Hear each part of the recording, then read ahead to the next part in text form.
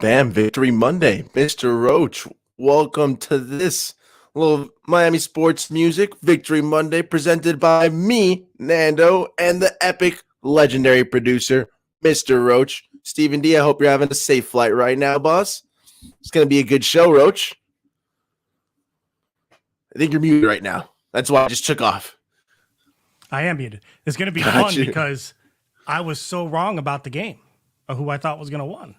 So, dude, I'm happy to be wrong. Couldn't be happier. But let's get through that's these. The mentality to have. Yeah, right? Miami sports music, right? Go subscribe. Yeah. Well, like, subscribe. Clock blockers. Boom. We're going through the sponsors real quick. Don't forget to donate on Cash App, PayPal, and it was ZSM. Go get your autographs. Hangry Owls, go get a sub. Go get the Spread Kindness sub. All the subs were absolutely delicious on Friday. Definitely go check them out. Oh, did you have that one? The Spread Kindness? No, I had like a little Italy one, like an Italian one with like a little prosciutto, pesto, all the good cheeses, and I had the chicken bacon one with the fried chicken and bacon with lettuce, mayo. That's my favorite so far. Okay, so it's a good one. Did you wash it down with some Vasour? Roach, you know we have to drink the Vasour, man. Even at the tailgate, even on Friday, like Vasour, just such a nice beer in the morning. A little Blondale, you can never go wrong. There's some very few options out there that can go better down than a nice Blondale in the morning. Nice and crisp, refreshing, and good to go. Good to get you started for Friday, for tailgates, for whatever you want, man. For this show, even if we had some, I wish, bro. I wish. And then we got Tailgater. So a lot of y'all got to use Tailgater when you went to East 32, and you used it for the Baltimore beatdown that's coming up. So keep using it. It's an app where you can go and you can get tailgating tickets. So that, like for East 32, all the food and alcohol was provided for the game yesterday. You just had to go on here and pay your little entrance fee, and you got access to all of it. So go check out Tailgater. Good to go. I think that was it, man. Yep, that's it. So, you were in the stadium? Yes, I got my little season ticket, section 349. It's right on the home side. I was 314 last year. I was in the away side, so I'm literally straight across. So for people who have never been or out of Florida, is like what yard line is that on? I am by the I'm like I'm at the 20-yard line around there. Okay. 20, 30-yard line. We've got like 6 seats, so we were moving around. But about between like the 20 and the 30. It's pretty cool though, man. Just me and 5 of my buddies, 4 of them from FIU with me, and one of us there's just one of their friends who's just got a little into the season ticket group, man. It's been a good vibe the second year going. Mm-hmm. This is just such fun times going and watching the Dolphins win, Roach. Just nothing like it, man. Everybody's in the chat going, on time? On time? Look at that. It's crazy because usually I'm also running a tad late, so it's thanks to Roach, man. I'm always on here like 40 minutes early just waiting to see, like, are they going to show up? Today? I was like getting ready and I was about to text Roach and he's like, yeah, I've been in the room since 8:40. We're good to go. I was like, oh, wow. Made me feel a little military. That's man. Pretty. It's the military. I was about to say, there you go. You got the good structure, the good foundation, Roach. That's pretty. That's why you're the best producer, bro. That's all the dedication. We had the issue in the chat. I think today is going to be. I predicted us to lose, right? And that was because, and I think part of what I was scared of, it kind of happened. I think a little bit, right? Like either we weren't as good as we thought we were on offense, or the Patriots are going to shock us on defense. And I was talking about Judon coming through and hitting Tua. That happened. He was scary. Yeah. And there was that strip sack where it looked like 2 of our linemen, and I'm not familiar with blocking schemes at all, so bear with me. 2 of our linemen tried to block this guy, and it looked like one of them was like unsure, and he just kind of stood there while the guard was trying to hold him, right, and go by, and the guy just went and stripped the ball right from Tua. And I was just so I'm wondering on that one, was it supposed to be a double team or was it not? You know what I mean? Yeah, there was definitely some kinks out there, man. Sometimes when it looked like we were going good, and then it was just out of nowhere, like blocking, or whether it was just like miscommunication. That first high snap almost killed me, man. The When first two almost, throw? yeah, it was not the But Christmas offense, which is what I think a lot of us were like sold on, or a lot of us were told. A lot of us projected like big scores. Like, dude, like I mean, I projected a 30-17. Like it was gonna be a lot easier to get to those to crack the 20-point line, and it was not. It was a little bit of a not as on command as we all thought it was gonna be. so Rashad said Hunt slipped out for a screen. Cool. That's I better. did not know that. Yeah. Boom. So Yeah, I still got to rewatch the game. NFL Plus has that condensed 45-minute Yeah. rewatch, which I got to check out. That sounds sick. I've only watched the game live, so like after it was gone, it was gone. So I didn't get to. You know, I watched like in the moment. Like I didn't have the luxury of saying like what happened to Robert Hunt and telling the jumbotron guy to give me a little replay. You know.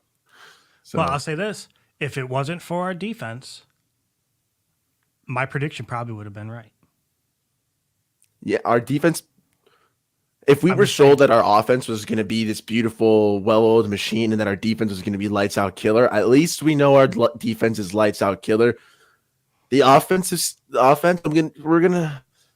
I don't want to say give the benefit of the doubt, but we won, so I'm okay with it. Was a tad conservative. It wasn't as explosive, as beautiful as we wanted, but I'll give them a week. I need to see it against Buffalo. I do obviously need to see it against Buffalo, but against the freaking Ravens, man, if our offense cannot be that's slow to start out. We need to be fast, big plays, because if not, the Ravens have the offense to tear us up, man. I trust our defense, but do you trust them against the Ravens? That's where they shocked us last year, right? Isn't that where That they is showed valid. up? And that's where it started. Like for me, that's where like I watched that game, and after that game, I was like, we have a defense. That's where I started saying that. So now it's come 360. Can they do it again? And Can they do it again? it's consistency, you know? It's the one thing we bang on Tua for, so I guess we got to give it to the defense too. Like, can you do it twice? Yeah, man. I mean, if the defense is fine, the offense, you know, there's things. Is it going to come down to a Tua question? You know, that's My thing is with the Ravens, they're a big play team, right? yeah. So if it turns into a shootout, I know we have the weapons to do it. But will we? Because Will we? I don't know. I just didn't feel like I didn't get anything answered in the game by offense. The defense showed me something. It wasn't Brian Flores' defense, is what it showed me. We owe our defensive coordinator apology big time. You know, Josh Boyer definitely proved yesterday that we're still going to be locked down. We're still going to be able to bring the. I mean, I wanted to see a little bit more pressure at times. You know, at some point, Mac Jones had way too much time to throw, but we were still getting after the QB. We were still ruffling him up. It's again, that's something you want. I expected that against the Patriots, though. Like their offense is nothing to be super afraid of. The Ravens, that's an offense that we need to see if we can hang with, like shutdown wise on defense. But do you notice how last season everybody's like, oh, Boyle don't call anything. He doesn't do it. It's all Flores running on defense. It's this. So when Flores left, they're all like, why do we keep this bum, right? Like, what does he do? Blah, blah, blah. Definitely apologies are needed, man. He showed us why. Like, so maybe everything we thought was wrong once again. Because it seems like that's the trend here in the Dolphins. We think what's happening in the background is happening, and then the opposite happens, you know? So somebody in the chat said, where was it? We shutting down Lamar. Where is it? Own line needs to gel fast. Yeah, especially we've talked about it, how the pass protection has seemed to be improved, but the running, they got to get better at run blocking, man. Like I need Chase Edmonds. Thankfully, he can catch and he can make little moves in space because he didn't really have much room to run. It's tough. Got that fumble recovery though. Yeah, that was nice, man. I like to see those effort plays, man. Like, I That's an seems to awareness, be a new like Dolphins. Yeah, because that was behind him. That was like where the linebackers were, and he turned around to chase that tackle down, saw the ball come out, jumped on it. Like that's the guys I like. When you see a guy who I know he was in coverage a lot that day, so we didn't get to see him a lot in the backfield. We saw a little bit, but seeing him recover that, I was happy to see that because I think if that was Noah. You think Noah would have pulled a Cam Newton in the Super Bowl? He would have stepped back to avoid the hit, and somebody else would have got the fumble recovery. That's what would happen. I'm glad the D still looks sharp. Like, I'm glad that you were getting after it. Anytime there's a turnover, like a big fumble, you recover something like that. Oh, big vibes, man. The game did look a little sad, man. I wanted 100 yards from Chase Edmonds. Nowhere near that. It looked sad, but there was good moments. You know what I mean? Yeah, it was weird. There was like still optimism shining through. Like it didn't give me like, geez, we're gonna rush for another 1,500 yards this season. It's more of the thought of the O-line needs to gel. Right. So now, are you big on Twitter? Next to tweet. How's Twitter reacting right now? Twitter happy? Dolphin Twitter happy? So that sad? There was, for the most part, people were. I feel like people were overall happy with the Dolphins' win. There was definitely some concern of Tua left plays on the field, meat on the bone. We should have had 300-ish yards. We should have had a couple more touchdowns. We could have increased the lead, which is all fine. And I agree that there's times, but at the same time, it's like I agree with it all, Roach. But it's also like we won, man. Like. I'm okay playing we could have done this, we could have done that when we lose. When we won, it's almost like, how much more can we ask for? I want to see Tua improve more. I want to see more from the offense. I want to see them throwing down the field more, connecting. Here's what's scary. At will. But it's if we Holland doesn't intercept that ball, right? Mm-hmm. Probably at least 3 points, right? On that drive. Yeah. Okay.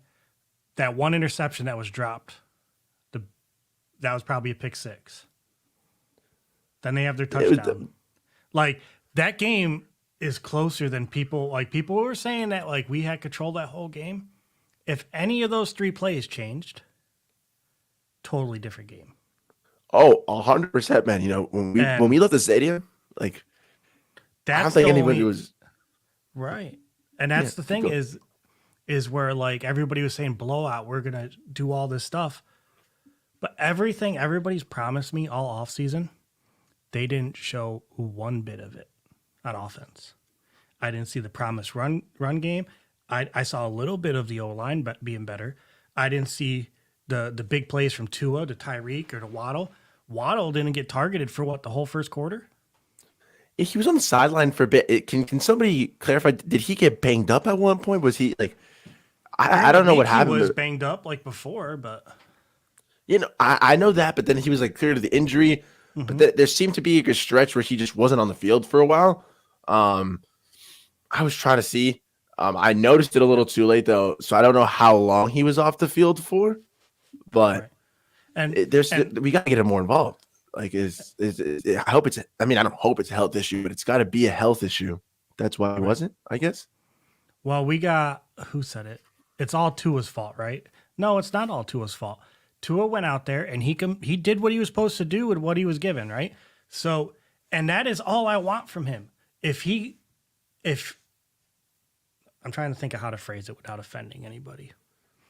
If Tua can only accurately in a live game throw 25-yard balls, and those balls can be taken with yak for a 40-yard touchdown, I'm totally cool with that.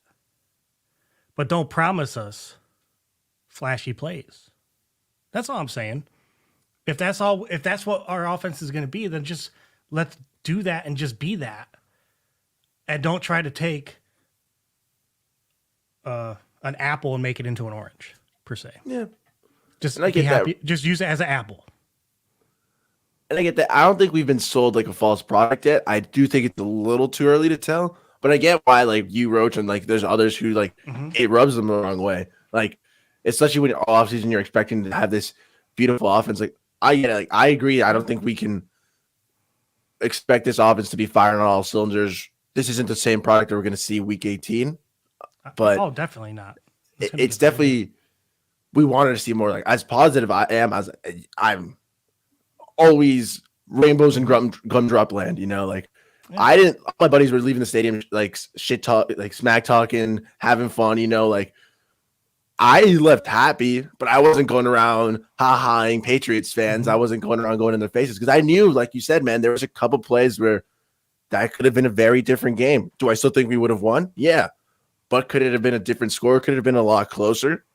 100%. So that wasn't a game where I was going and poking the bear, you know, like it was, we won and I was very happy with the win. You always have to be happy with the win, but I was not over the moon knowing that we're going 18-0. Like I want to see more. I want to see more from Miami Dolphins, but I'm happy with the dub, bro. Oh, definitely. I'm totally happy with it. And I just want, I want to just stress my point is that I just want Tua to be Tua and don't force him to be something he's not. Just let's do what he can do and be awesome at it. Yeah. If he can't do it, don't force him to do it. That's all I'm saying. That's not a critique. I think that's like something any coach would say, right? Like within your abilities, stay within your abilities. You know? I mean, I get what you're saying. You're essentially saying like you want to see him succeed at what he's good at. You know, maybe he's not. I feel like if they capable force of everything, if they force him to try to play like Josh Allen, for example, I don't think that's not his style of play. Yeah, you can't make. He's not Lamar Jackson. He's not Aaron Rodgers. He's Tua. So just let him be Tua, and let him do his thing. That's all I'm asking. You just do it and let him do his thing, and I think that'll be conducive to more wins, and we'll see more games won. A lot of people might say it's not because of Tua, but it won't be in spite of Tua. Like Tua will be doing a good job. He'll be doing well, and it'll be more victory Mondays to come with that, man.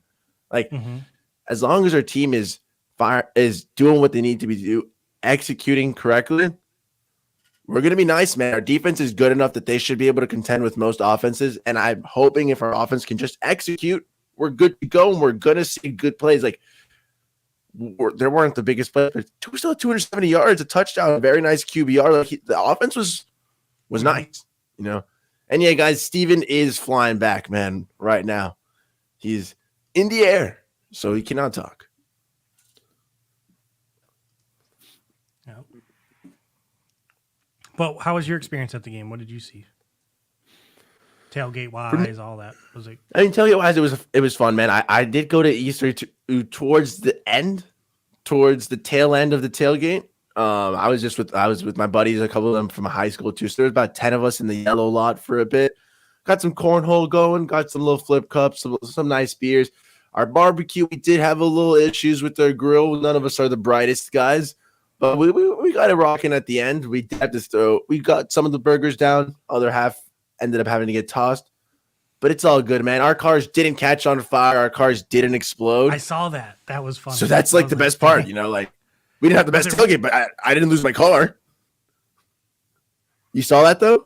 Yeah. I was wondering, I'm like, man, I was curious about, I think I read something where it said it was a grill. Somebody left a grill, but I'm like, I heard someone might have like left the propane or something, and that caught as well.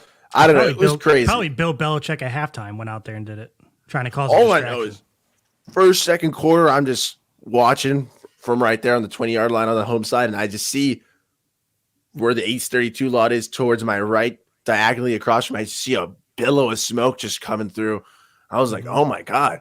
Like, is there like a small fire? And then it started growing more and more and more. And I was like, we're not being evacuated. The game's still going. I guess they've got it under control.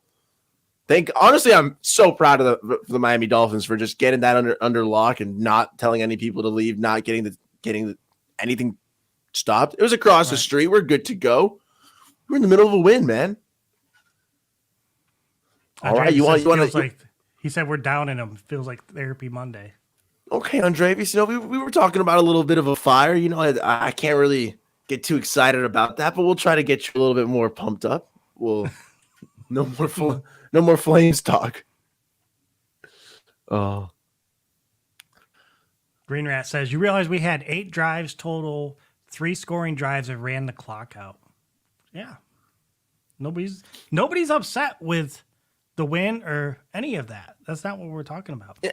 I mean, if we were to win every single game like that, is it the most beautiful brand of football? I'd be stressed Maybe out not. every week. But a win's a win, man. Like I'll take that. Mm-hmm. Like, will I get some gray hairs? Will I be stressed? Of course. But a win's a win, like you said, Roach. Like I'll be happy. Little Dolphins dub. Can't go wrong with that, man.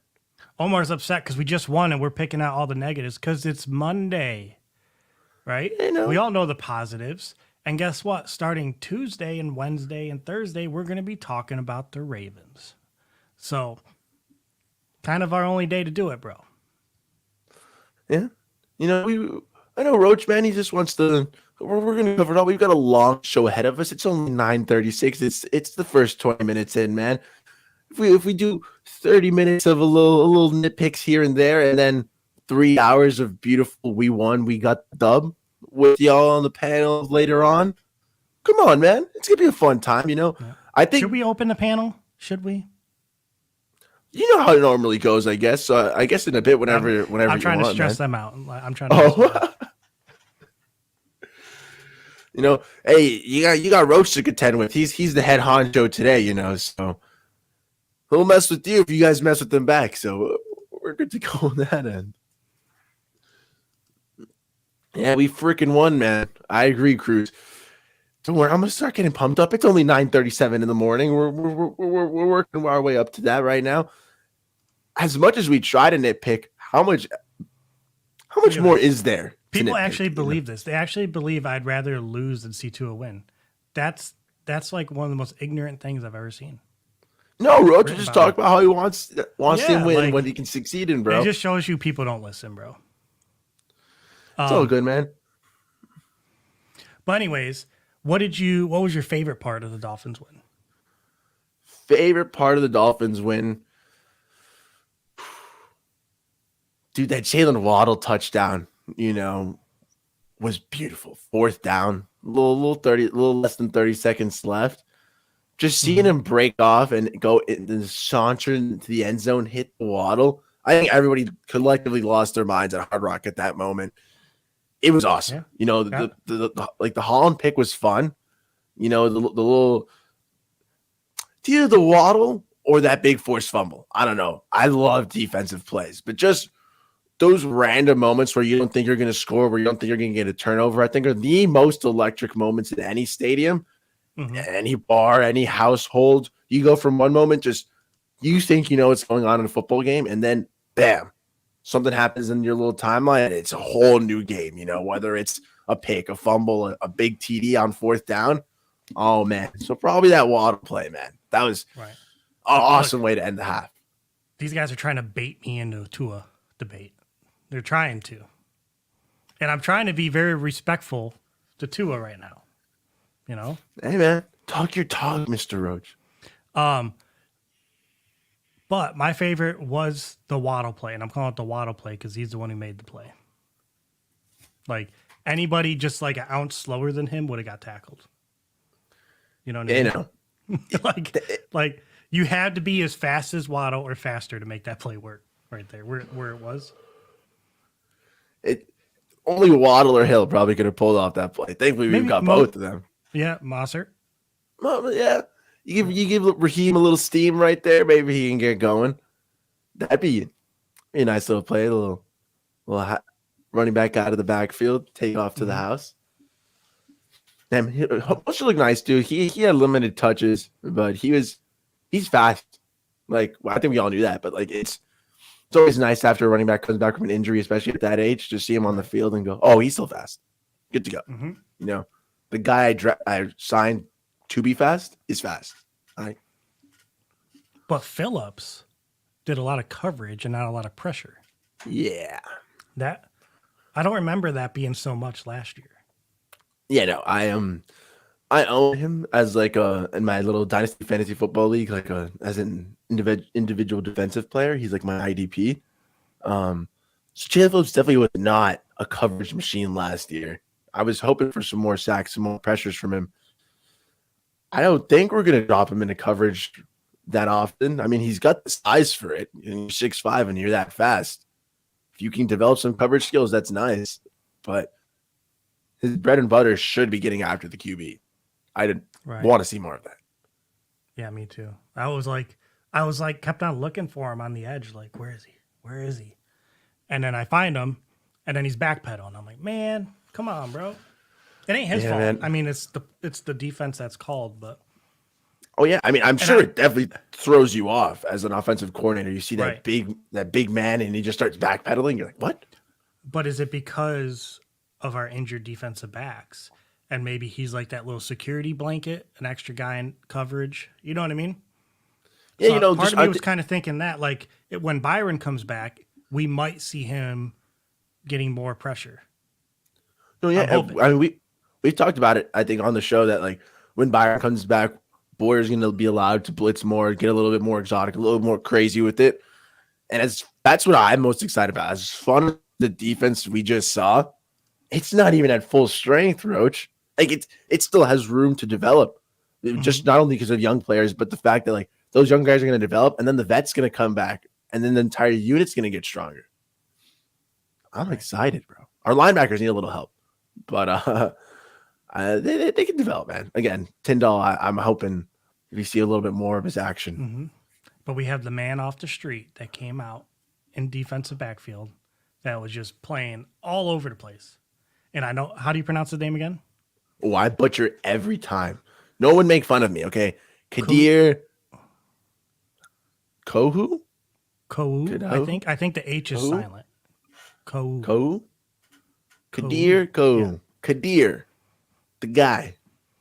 The UDFA. The new beast. This year's Nick Needham, bro. An absolute beast is 100% right, Roach. I was saying that it softened the blow a little bit of like losing True Williams. A whole lot, you know, like I think the only reason I'm remembering Trill right now is because he went down and he went to Syracuse, bro, because I love what I was watching from Kadir. If Trill was out there, do you think Trill would have been making the same plays he was making? Yes, I think they're both very physical, aggressive guys. I could see Trill giving his body like that and forcing big hits, you know. Right. Which is why, like, I was like, oh, thank you, Kadir. Thank you for bringing that thunder.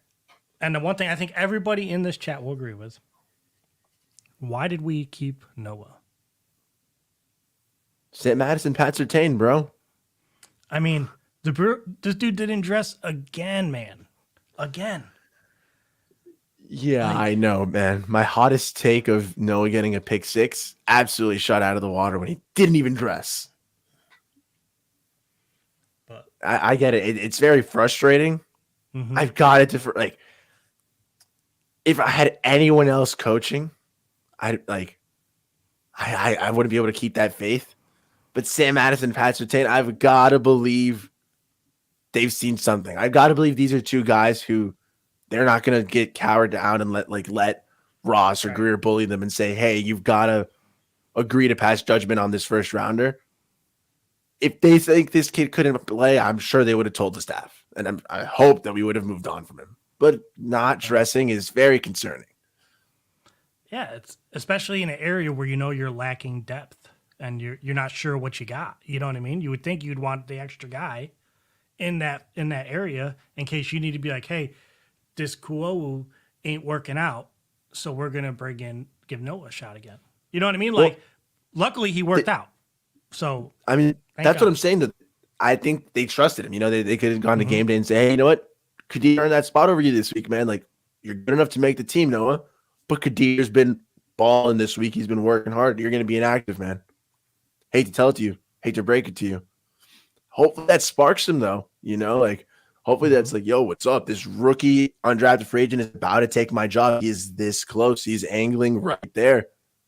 I hope Noah gets a little activated, you know, gets to play one of the weakest wide receiver cores in the NFL next week. Hopefully, if he dresses, we get to see some nice play from him. Hey, I got Rashad I don't want to Bateman. see Kadir off the field. I have Rashad Bateman in fantasy. So you do? He actually did really good yesterday. How'd he go? He did good, man. There we go, man. Like, You guys want to hear who's leading the Clock Blockers Fantasy League right now? let's go. Fire it up. Let's see. Yahoo Fantasy. Yahoo's a nice app for a little fantasy, man. That was my first ever league. Really? Yeah, like in 2010, I was drafting players off of funny names, besides Tom Brady. Mm-hmm. I had Hakeem Nicks, I had Tony Gonzalez. Funny name galore for the 6th grade Nando, man. Thank God Tony Gonzalez is actually amazing. Favorite tight end of all time. The beast. But all right, so right now, the top scorer is the Penguineers with 175.55. They're beating Swear Jar Haters Club, Cruz Ruiz. Cruz. Yeah, see if anybody has anybody going. Penguineers have all their players have played, but the final, that one's final. So that one's over. There's still some going. You got, I'm still going against Flipside, but I think he's done. He don't have any. I was second with 165, and I still have my Denver's defense to go. So my main guy was Allen Robinson. He only got one target the whole game for the Rams, right? Yeah, that was. So I was super upset about that. But Amon-Ra St. Brown, he got me 20 points. Rashad Bateman got me 13. Jonathan Taylor got me 27. Breece Hall got me 10. Yeah. The Steelers tight end got me 12. Leonard Fournette ran more in one game than he ran in 4 combined last year. So I'm pretty happy. Yeah, you got a little good fantasy action going, Roach. Yeah, my phone died at the stadium yesterday, so on one hand it was good because I was getting a little too focused on posting and capturing and checking fantasy, but it was I'm not the most up to date on my fantasy matchups right now. I'm in Level 5 2. league. I think I'm winning 3, losing 2. Said he drafted Cam Akers, so he's a little upset. Noob, I'm sorry, man. Hey, So I don't even want to say Allen Robinson's doo-doo, man. He didn't get it thrown to him like in fantasy. Like if your quarterback is targeting Cooper Kupp's the wide receiver to have on that team. Hey, Stafford was just force feeding him, man. Hopefully he can. Hey, Rick, you're welcome to come up here, man, and host the show. Since you got so many ideas, come on up. My friend Rick would love a suggestion of a next topic. We're going with the flowing. Yeah, man, we're just talking, bro. We just vibing. Good morning, Roach. Oh, Von Joe wants to know what the other scores are. Okay. My bad. I thought this was the Rick show. I thought we could only do what Rick said. So we got Roach Squad over Flipside Fish at 165 to 132. We got Expect Us at 150 over Fred Moot's Party Boat at 115. The Wrath of the Creasing with 118 under the Gumpineers, who have 140. Welcome to Noah's Island has 148. Crypto's Dolphins 139. You got Swear Jars. We did that one. Lauderdale Body Bag has 114. Hangry Heroes have 168. And Galoo Tongue of Iloa has 138. And Legion of Zoom has 157. But Hangry Owls, let's look at his team. So Tua got him 40 points. 23 completions, 270 yards, and 1 touchdown pass. And then I think he has another Dolphin on his team, doesn't he? He had him 40 He had Chase Edmonds. Chase Edmonds got him 10. So, there you go. That was the fantasy update. We still have a game to go, though. We still have Monday night. So, little Seahawks, Geno Smith action, huh? Can't believe there's still Geno Smith football, man. I don't know what to tell you. Live from the airport? Live from the God. Uber. Live from the Uber, fellas. What's up? We making everybody mad? Oh, there he goes. Get a screenshot of that. Is he back? How bad is it? How bad is my signal? We can hear you good. You're just video's choppy. A video choppy. Well, Yeah. let me take this off here. Let me take this off. Let me see if this works. I need to come back in. I'll come back in. All right. Let's go. What's up, fellas? Have you been Victory listening? Monday. A little you been bit. As soon as I landed, I turned you guys on, and then I got a text message from Andrevius, which I just haven't got a chance to respond. I literally just saw it as I was getting in. Was he crying? He said, was "Your he boys crying? are doing."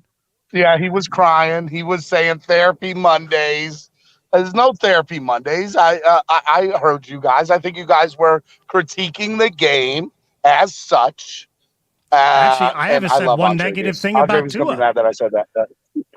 Nando, have I said one negative thing about Tua today? Not one. Oh, man, we're just critiquing the game, bro. We're just getting through it, man. We're just. That's how Roach you is know here to these keep people are me in being check, soft. bro. They're in their feelings, man. They want us to come up here and throw us do a parade, and it's not. Well, look, here's a reality of the situation, fellas. Let's talk about it, right? We won. Did we win by 40 points like I predicted? No. Did we lose like me? No. Do I think that if this offense gets a good opportunity to gel together in the first few weeks, that we could? Then most definitely. I do think that this team is capable of it, but a lot of things need to happen. They need to go back to the game film, but I think Green Rat said it, or you spoke of it, that out of 8 drives, we scored on 3 of them, and the last one was a sit.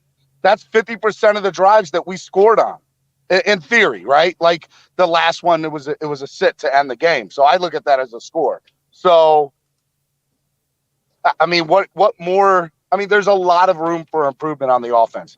As far as the defense is concerned, I think 100% you're right, Roach, that this defense is not a Flores defense. Boyer definitely showed that he was the one, because that defense looked really good. Now, there were some things on the defense that could have been better, right? Like Nick Needham, I think, wasn't up to par.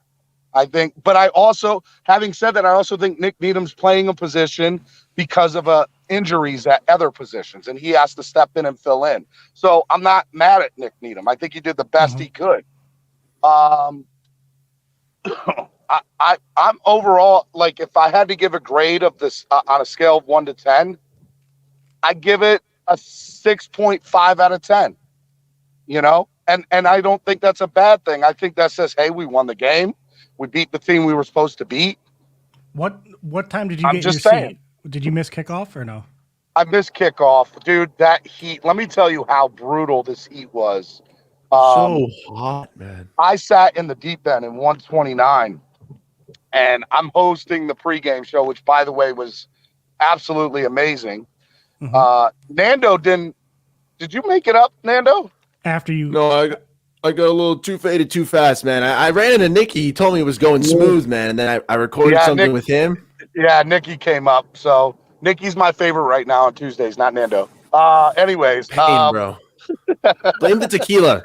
I'm a beer guy, bro. Blame the tequila. What, though? Don't feel bad, because even Solo D didn't come to the tailgate, and I've been giving him crap. That's for Steve. Crap all night. Apps is writing messages, Steven. Says, tell Steve I'm canceling my membership. I've been a member for a year. Epps. Don't even respond to it. Epps, I love you. You know I love him. Tip of the hat to you, Mr. Epps. All of that. I don't even want to put Andrevius and Epps in the same sentence. I'm not even going to do that. I retract that statement. But Epps knows I love him. I love you, Epps. That's all I'll say to you. I love you. But for a week 1 matchup, I wanted them to be clicking on all cylinders to put up 40 points. And I think if they were clicking on all cylinders, I think they could have put up 40 points. They didn't. Right. My only critique I gave on this offense is that we haven't answered any questions. Like any debate questions between anybody on Twitter or YouTube. Yeah. Nothing got settled from this offensive performance. I disagree. So, I mean, from what I heard, the very first play wasn't in the stadium for, so please tell me if I'm wrong. They tried to do the deep throw on the very first play. Is that right? And it was tipped. It wasn't tipped. Is that a correct statement? It was not tipped. I mean, this is what I've heard from multiple people on the very first play of the game. It was thrown. Not just one. He's talking about the high snap, scramble, throw to Tyreek. It was like 5 yards short. So when I saw I don't even replay, blame him. But I'm not even mad about that because that's like the first play of the game. Omar Castro said it was tipped. Omar said it was tipped. It didn't look tipped from the TV when I was watching it. So we're talking about the one that people say the Matt Judon might have tipped it. I think I can't tell, man. Dwight honestly, said it was tipped. So it was tipped. So if the very first play of the game, they did exactly what I wanted them to do. Okay, it was tipped. But it didn't bother me if it wasn't tipped because it's the first play. I'm like, whatever, it's jitters, you know? Yeah, but Roach, what was I saying all last week? I was like, I would love for them to come out on the very first play of the game and throw a deep pass to Tyreek Hill. Was I not saying that? Yeah, but that wasn't how far was that? That wasn't that deep. I wasn't there. I haven't seen the replay yet. It wasn't like what I heard. It wasn't like a bomb. Like the biggest throw I think I saw was to the fullback on the sideline, wasn't it? That little Alec Ingold throw. Yeah. I mean, the beginning throw, Steven, it wasn't like the craziest deep ball, but I would still say Roach was an aggressive play. Like it wasn't like Hill was wide shot. open. He was wide open. I do think it was a little tip by Judon, man. Yeah. I mean, look, we could sit here and critique, which I knew was going to happen today. Once we open up and let people come on, I know that's going to be the case, and I get it. I even told Cameron, I hung out with, like, I had heat exhaustion after the game, man. It was bad. Like, I was baking in that sun in the section 129. It was taking out people left and right in our section as we got into the fourth quarter. It was being on the show Survivor, just watching them drop. There were medics everywhere. Like, people, it was bad. That heat was ridiculous. The Patriots can sit here and Patriots could sit here and tell me not a daggone thing that they think that a week extra in Miami helped them prepare for that heat. There were people that lived there and were like, no way, this is real. Like, I know for a fact it didn't help the Patriots. McDaniels is on the elevator. That's beautiful. I love that rap. And I want to commend I got a little him. tan, Steven, just from the heat, bro. It was broiling. I know. I definitely got it, bro. I think McDaniels showed I'm exhausted. that the head coaching position is not too big for him. I think he proved that. Like Von Joe was with me for the pregame show. Von Joe will tell you it was hot. It was hot. Hot. No, it was brutal, man. I pulled out my tent from last year. We pulled it out of my buddy's trunk. We didn't check it. There's a massive hole in it, so we could not use it. We were dying yesterday in the heat, man. And you know, one thing I want to say, because I don't know how much time I'm going to have up here because I'm about to go into a tunnel. I might get on when I get out of the tunnel. But I know that there's going to be fans that feel one way about the win, and there's going to be fans that are very negative about the win. I get both points of view because I feel like, and I'll use Epps as the example. And Epps, again, I love you, buddy. I think Epps was sold a bag of this is what's going to happen, and it didn't come straight to full 100% to fruition. And he's like, well, if they didn't do it, tell me about. And I would say to you, Epps, give it 4 weeks. Give it a full 4 games. And if after the first 4 games you still feel that way, I will at least say, you know what, Epps, I don't agree with you, but I hear what you're saying and I understand why. Give it 4 weeks, Epps. Don't give it 1 week. 4 weeks. That's all I ask. See how they play against the first 4. There were people that were saying we were going to go 0-4. Well, that's not happening no more. Right. And we all said if we go 2-2, I might lose you in the tunnel here. I'll get back on if I do. No, you're good. And everybody said if we go 2-2, we're going to be fine. You know, we're going to be fine. So I'm just saying. Look, put Epps' thing back up there. Which one? Said, I'm not canceling. I'm joking. I'm just pissed at the world. Love you, Steven. I love you too, Epps. That's why I love everybody, man. I love Andrevius. I was really upset I didn't get to see Andrevius yesterday. I met him on Friday. That was cool. Huh? I met him on Friday. That was cool. Oh, dude. The whole weekend was fun, wasn't it, Nando? It was a nice time, man. Friday was absolutely crazy. I had some technical difficulties, and Batman and Nando came through in the clutch on Friday, and I think it had turned out to be an amazing show. And then I went to Best Buy to get the part that I needed that I was missing on Friday, and we had one heck of a setup on Sunday. And that's a big thanks to Roach, because Roach was helping me test out the equipment before the thing, and it was good, right, Roach? It was a good thing. Yeah, man. We got a lot of great feedback on that pregame show. It was absolutely amazing, man. And big shout out to Broxel. They're going to be a new sponsor of the show, at least for the first month, and I loved working with them. They were great. And hey, those lobster rolls look good too. Oh my God, East 32. Cameron set that mac up, and bro. Cheese with lobster in it. Fire. Lobster, mac and cheese. It was fire. Lobster rolls. It was so good. We definitely ate good when we were there. And then I really didn't even drink like that. I drank Vasas, so I drank 2 Vasas. Let's pregame, go. And then I drank an absolutely ungodly amount of water. I'm at the airport heading to Baltimore. Steven owed me 20 points one way or the other. Because I said the Dolphins were going to score 40, and they didn't. Yep. And I already did the fantasy update for our fantasy league. And to the what's the word I want to use? I don't know what word I want to use. Was I happy with them just putting up 20 points? I wasn't. I was disappointed, because I know that they have better in them. And that also made me sit there and think, if I know that they can play better, and they know that they can play better, isn't that a good thing, guys, that we can get better, right? Mm-hmm. I agree. Am I right or wrong? Yeah.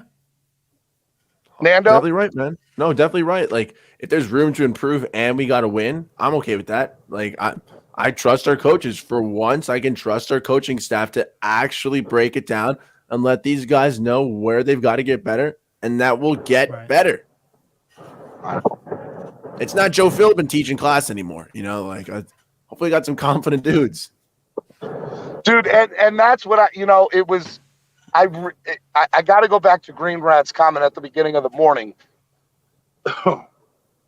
Or not Green Rat's comment. Whoever, I think it was Roach. Roach said it wasn't Flores' defense. Mm-hmm. Right? I think that's the big takeaway of the game. That's the biggest thing of the game. That's the biggest thing. Is we know our defense is just as good, if not better. I was thoroughly impressed with. I'm telling you. And here's the other thing I'll say to this too. I don't think Phillips or Holland even played the best that they could play, which means they're going to get better, which means that the whole defense is going to get better, right? Yep. So when we face Baltimore next week, when the Dolphins come here to Baltimore, because I live in Baltimore. Yeah. There we go. It's gonna be fun, man. So I'll be honest with you, the Jets were holding Baltimore in the first half, so I'm not scared of Baltimore. We're winning that game too, just so everybody knows. I'm calling it right now. Dolphins are beating the Ravens. I'm calling it. It's gonna happen. So Steven, do you think when Byron Jones gets back, do we see Phillips not doing as much coverage? Do you think him being in coverage so much is a safety 100%. Yep, and we'll get to move Nick Needham over too, or back to his specialty. Yeah, 100%, man. I'm not. I'll be honest with you, and it's not that I'm scared of them. I just respect them. The only team that I'm just not sure how we're gonna play, because I just think they're really good, and that's Buffalo. Every other team, I think Miami can hold their own against, because you know what? I was wrong about the 40 points, and I was also wrong about Vegas. Hey, because I thought the Raiders were going to be. You could be right about that 40 points. You just picked the wrong week. You just might be too early with it. I think our offense is capable of it. Yeah, our offense is definitely capable of it. I'm not worried about that. But I was wrong about Vegas too. I didn't get a chance to see the Chargers game. I know it was close, but it was a lot of sloppy football this week. I know a lot of sloppy football all around the league. I mean, look at that, right? And so it's like it's week one. You know how you were talking about there's no trap games. We had this debate last week. There's no trap games week one. Every team is prepared. What I don't think the teams are prepared for, and I think it's evident by this week 1 of NFL football, is we watched the preseason, and the starters in preseason are playing what, 3 series, 4 Some series? teams didn't even play as their starters. Exactly. So you expect them to come out week 1 and firing on all cylinders. It's just not going to happen, right? So I'm not saying that's an excuse. That was evident by the NFL. Those are facts. There were good teams that lost this weekend where we're like, what? Pittsburgh beat Cincinnati. I need to say that again. Pittsburgh beat Cincinnati. Well, Big Mitch. So you didn't get to. I got to watch some. You didn't get to see any of the Cincinnati stuff, right? Dude, I Everybody struggled. keeps blaming the kicker for Cincinnati. It wasn't the kicker, bro. They had their tight end as the long snapper because their long snapper went out. Oh, yeah. So this dude, the whole timing was off, they were saying, between punts and the kicks. And his rotation is different. So they're kicking with the laces in. I like what T. Christopher Carter said. Put T. Christopher Carter's comment up. There it is. The only teams that came out firing on all cylinders this weekend were the Vikings and the Bills. Yep, the Bills played hungry and smacked the Rams. They knew they had to, though. If not, they were going to get embarrassed. And then the Vikings, yeah, like they were playing the Packers. Rivalry for them. They came out well. It's kind of hot, man. Everyone else, though, sloppy football. Are y'all ready for my hot take? What's that? Do I need the hat? Dolphins go 3-1 in the first 4. Who's the Did loss? you say 3-1? Yes. Who's the loss to? Don't put it on. Buffalo. I'm not confident we can beat them. I'm not. I'm just being honest. See, Buffalo looked ridiculously good Thursday night. And compared to any other team in the NFL, they played the best of any team week 1. Show me where the lie is there. yeah. But Everybody's going to be like, is this the 40 burger guy? I get it. I understand it. I'm just telling you, I think we go 3-1 in the first 4. That's what I think. I think we beat Baltimore. Mm-hmm. I don't know how the Buffalo's game is going to turn out, so I'm not going to say we're going to win. And we're good enough to beat Cincinnati. We are good enough to beat Cincinnati. And I think if we lose to Buffalo, they're going to come ready to smack whatever team they played week 4 after Buffalo was going to get it, right? Like they got something to prove. And I'll also say to the other thing that even if we beat Buffalo, then my prediction is still going to be right. It'll be 3-1, right? So yeah. I think we go 3-1 in the first 4. Y'all, and I see people in the comment. I understand. Yes, I am the 40 burger guy. I understand. We did win against the Pats. I was very confident about that. I was so confident I thought it'd be 40, but I was confident that we beat them. And by the way, the game was never close. Level 2 noob. Are you a football fan? Because my listeners want to know, are you a they want me to ask you, do you like football? Yeah, I do. Who's your team? Babies. The what? Babies. Ravens? Yeah. All right, do you think the Ravens are going to lose to the Dolphins on Sunday or win? Yeah, they didn't even play well the last one, so they might lose. Even the Uber driver thinks that the Ravens are going to lose on Sunday, guys. 5-star. He said they didn't play well against the Jets. Let's go. What a legend. Let's go.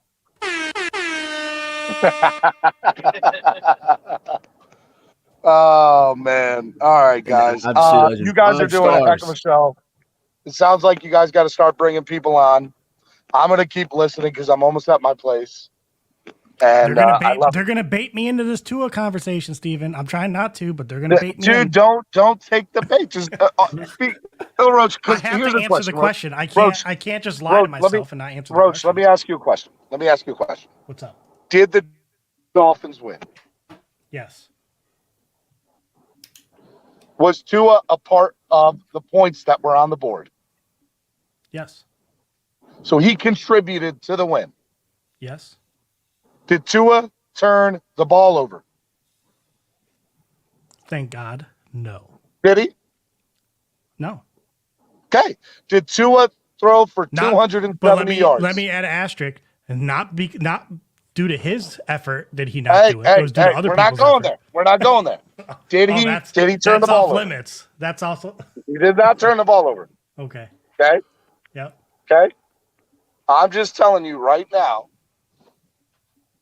that these two supporters have a little bit of they got a legit beef with you, man. They don't like Tua didn't play horrible. He didn't. He didn't play bad. Was it not the same guy He didn't we saw play last bad year? either. He played good. I'm not saying he played bad. I'm not saying he did. I'm saying it's just the same guy. My whole thing is, Steven, we just need to let him be Tua. If this is the game Tua plays, then let's be the best at it. That's all I'm saying. Let's not try to make him into something he's not. That's all. Tua's going to give us the best opportunity to put this team in the playoffs. How about that? On anybody who's on our roster. I'm just, and see, I knew saying that to you, you would be like, oh, well. Yeah. And he's better than anybody on our roster this season to take us to the playoffs. I agree. All right, take one or two people. I'm probably 10 minutes away. Take one or two people, and let me get the first couple of people on here. Drop the link. Let them come on. I'll take one or two people before I got to go. Luckily, your voice still sounds amazing, even on the phone, Steven. Well, I'm glad it does because I have a live show to do tonight for the movie theater, Horizon Cinemas tonight. For what movie? So, there's a Hollywood game night at Jimmy's Famous Seafood, which is also where we're going to be doing the Saturday night meet and greet in Baltimore, 7 to 10 guys of Jimmy's Famous Seafood. Saturday night, 7 p.m. to 10 p.m. Make sure you guys are there. Can you bring it up? There's Von Joe. Von Joe's in the gym working off all those calories, son. Bro, those lobster rolls were delicious. Do you smell like liquor right now? Do you smell like liquor? No, all that got sweated out at the game, bro. Like, Steven, when we said we drink an ungodly amount of water, it was ungodly. I should have got water poisoning, but it was so hot. Hey, why do you got glitter on your face? It wasn't possible. Why you got glitter on your face? That's sweating, bro. What are you talking about? Oh, okay. Just making sure. Clearly, it's something that you don't do often. But no, man, it was ungodly hot. It was just, we're literally baking. Von Joe and I sat together for the whole. We did the pregame show together. We sat for the game. Von Joe will tell you, I was a trooper, boy. I feel bad for Von Joe. He did his first tailgate ever, and you made him work the entire time. He didn't get to enjoy the tailgate. For that. Like, no, bro, it was fun. I was having a blast. I didn't even see it as he was interviewing fans. He loved it, man. He thought it was great. And bro, like literally, Steven was the real MVP when he got so the guys that selling water and ice. Steven was like, no, selling water and beer. Steven was like, yo, let me get a chunk of ice. So how big was that chunk of ice? Bro, it was like a huge chunk of ice that we broke it up. It was a huge chunk of ice. And then I broke it off. 4 people. It was amazing. And we just like putting it on our necks. One guy put it under his hat. Steven was the real MVP, but overall it was a great experience. If you guys haven't done Tailgater, I don't know what you're waiting for. He's 32, baby. That food was amazing. The vibe was amazing. Music, had drinks, had great people just walking by showing love. Listen, it was a great atmosphere. So it was just an all positive atmosphere, man. It was just, I loved it. No, I loved every second. Broxel and Vasasaur gave us a whole bunch of stuff to make it a really great time, good atmosphere, which we loved. For sure, man. It was amazing. The Buffalo tailgate's going to be fire, too. So if you guys can come up to the Buffalo tailgate, it's going to be awesome. I know it's only one game, but do you feel, too, his performance yesterday could keep up with Josh Allen and Patrick Mahomes? No. I don't. No. I don't. No. I don't think so either. But again, you know what I think, though? That's not him. Two different style quarterbacks. Well, not only that, guys, if we have to play, Allen and Mahomes, which we do have to play Allen twice, we have this amazing defense, which will be the difference maker there. So we don't need to put up Steven, that's why I a got that's why I normal. got to give you pushback. The thing is, we've seen this before where we have an amazing defense, but our defense get burnt out. So that's what I'm afraid of. Everybody keeps saying that, hey, our defense is amazing. The defense was good last year, but they get burnt out by getting 3 and out so many times, and that's what I'm really afraid of, because we saw Patriots apply pressure. We know Buffalo, their front four could get pressure without blitzing and sit back into coverage and force us to try to throw pass into zones.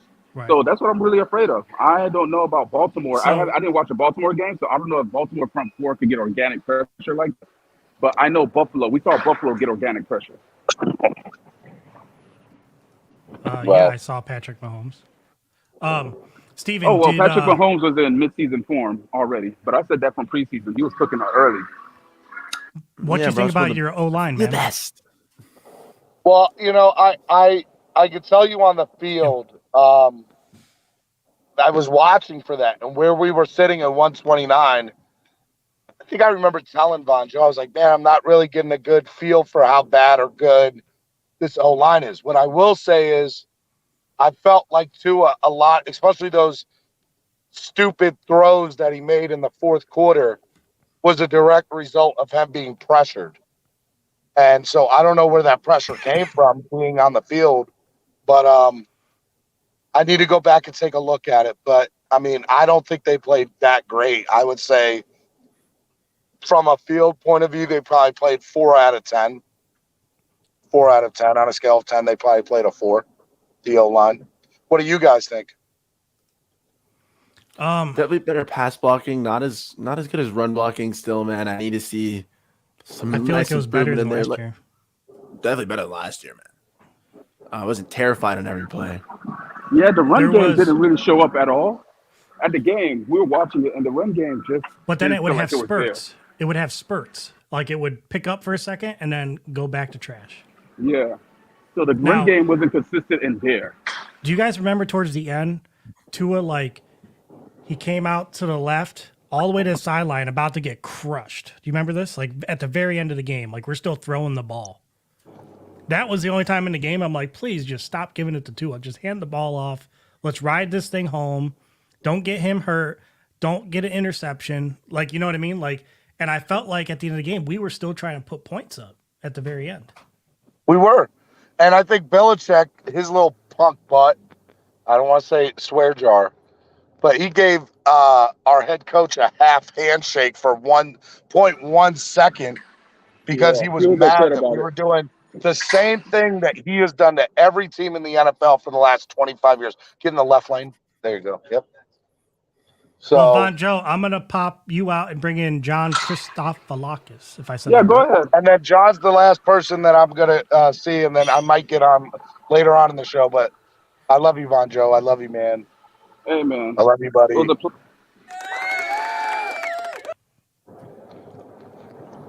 Christolakis, my What's guy, going on, Steven? Christolakis. First of all, Nando, real quick, where did you get that shirt? Because I want to grab that because that's a sick Miami Dolphins sweater, I think. And Hoodie? it's a sweater, right? Yeah, it's a hoodie. Yeah. It looks sick. I got it for my birthday, so I will find out for you. Couple of things yesterday. There, as Miami Dolphin fan, listen, I hear the complaints all around saying, yeah, we should have put up a 40 burger. I get that, but the biggest issue yesterday, two big issues, is that we lost our right tackle. We lost our backup right tackle. Our offensive line is not solidified to handle a sufficient run game.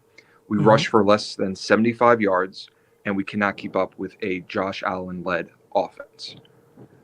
I agree. Tua had I'm not arguing with anything you said at all. Tua did everything he did to win that game. He didn't turn the ball over, even though there were questionable passes that should have been interceptions. I'm not going to argue there, but he didn't turn the ball. He didn't turn the ball over. And I don't This think was the fumble was his fault either. I think that was a blown block. This was a divisional game, and this was the first game of the season. If you look around the league, look at Cincinnati. Joe Burrow threw 4 picks yesterday. Yep. Kyler Murray played like garbage. Dak Prescott out for the season, played like garbage. Dak is out for the year.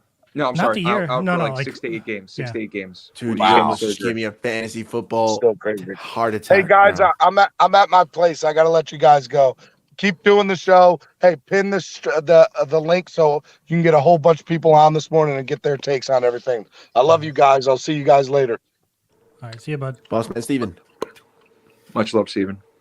Be easy, boss. Yeah, so really quick because I'm at work and I have to get back. No, you're good. I Do you know how to understand. pin that, Nando? I don't know how to do that. I understand why people are frustrated because I honestly thought we were going to put up at least 30 points. Our defense, biggest win yesterday was the fact that we had Josh Boyer, and that was the answer to the defense, not Brian Flores. I think you touched upon it before, Roach. You were spot on with that. Mike McDaniel, perfectly fine as him being head coach. There was no issue with the transition from offensive coordinator to head coach. I don't like how we cannot stop the run. The Patriots ran all over us in the first half yesterday. You know, It was I disgusting. noticed that, and I was wondering. I'm like, are the Patriots that good of a running team? Damian Harris is a great running back. I have him on my fantasy team. I think he's a stud. Oh, he got you some points. But the walls that they put up for him to run behind were insane. Absolutely insane. And that's got to be addressed. Jerome Baker didn't even look like he was on the field, even though he was on the field. He didn't do enough for somebody that we pay so much money to. Javon Holland, great pick. Stupid penalty he made by roughing the passer. Growing pains, I guess, if you want to call it like that. Do you think that's the hit that hurt Mac Jones?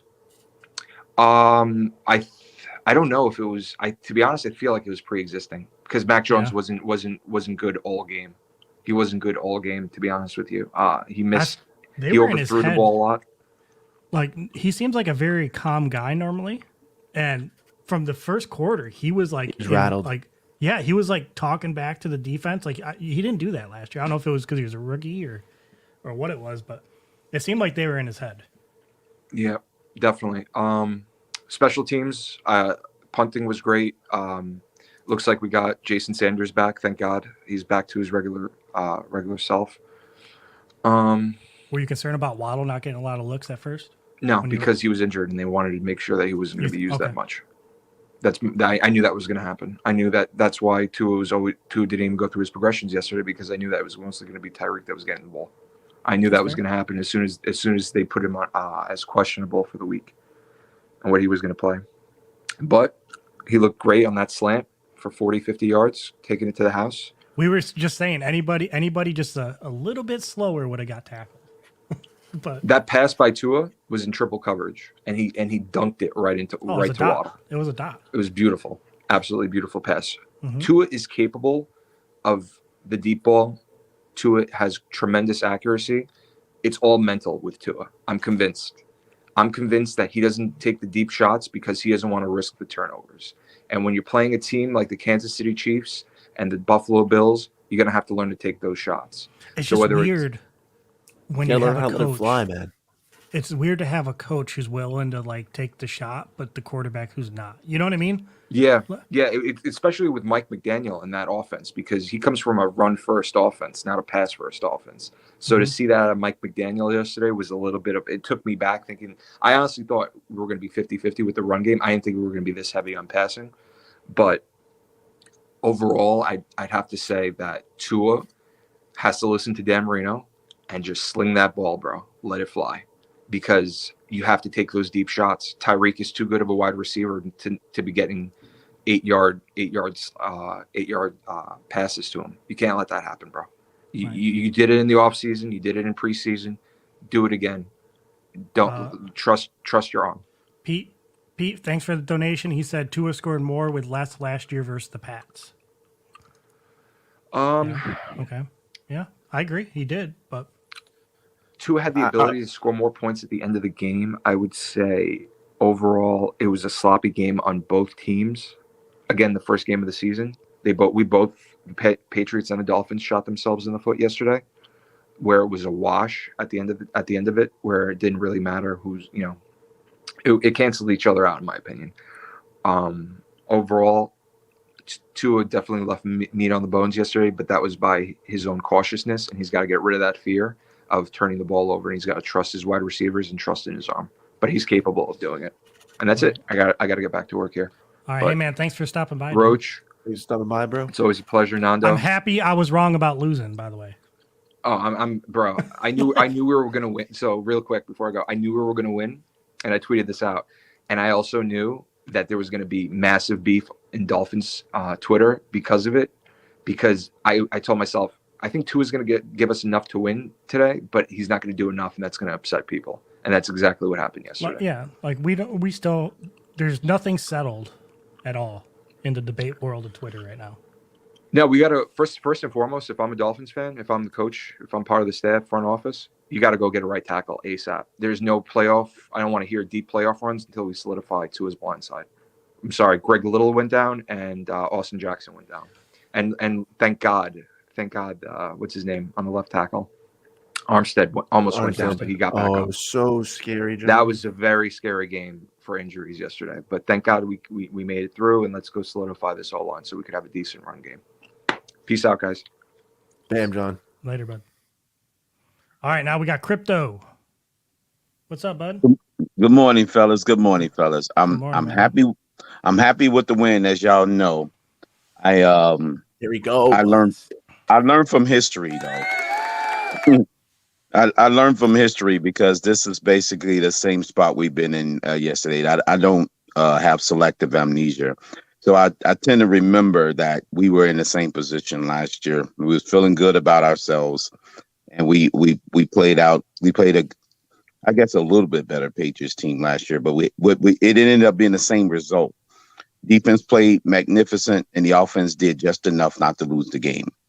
Sound familiar?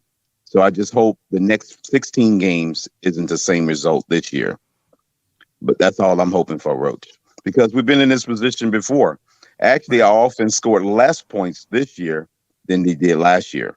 Mm-hmm. So that's the whole thing. So you're happy. You're happy. Everybody who's thinking we're gonna go undefeated because of yesterday's victory, I just want them to pump the brakes just a little bit, because we've been in this position before. We've been very high after week one, and then everything falls apart. Is it safe to say you're dub? Time to improve, bro. Exactly. That's what I was about to say.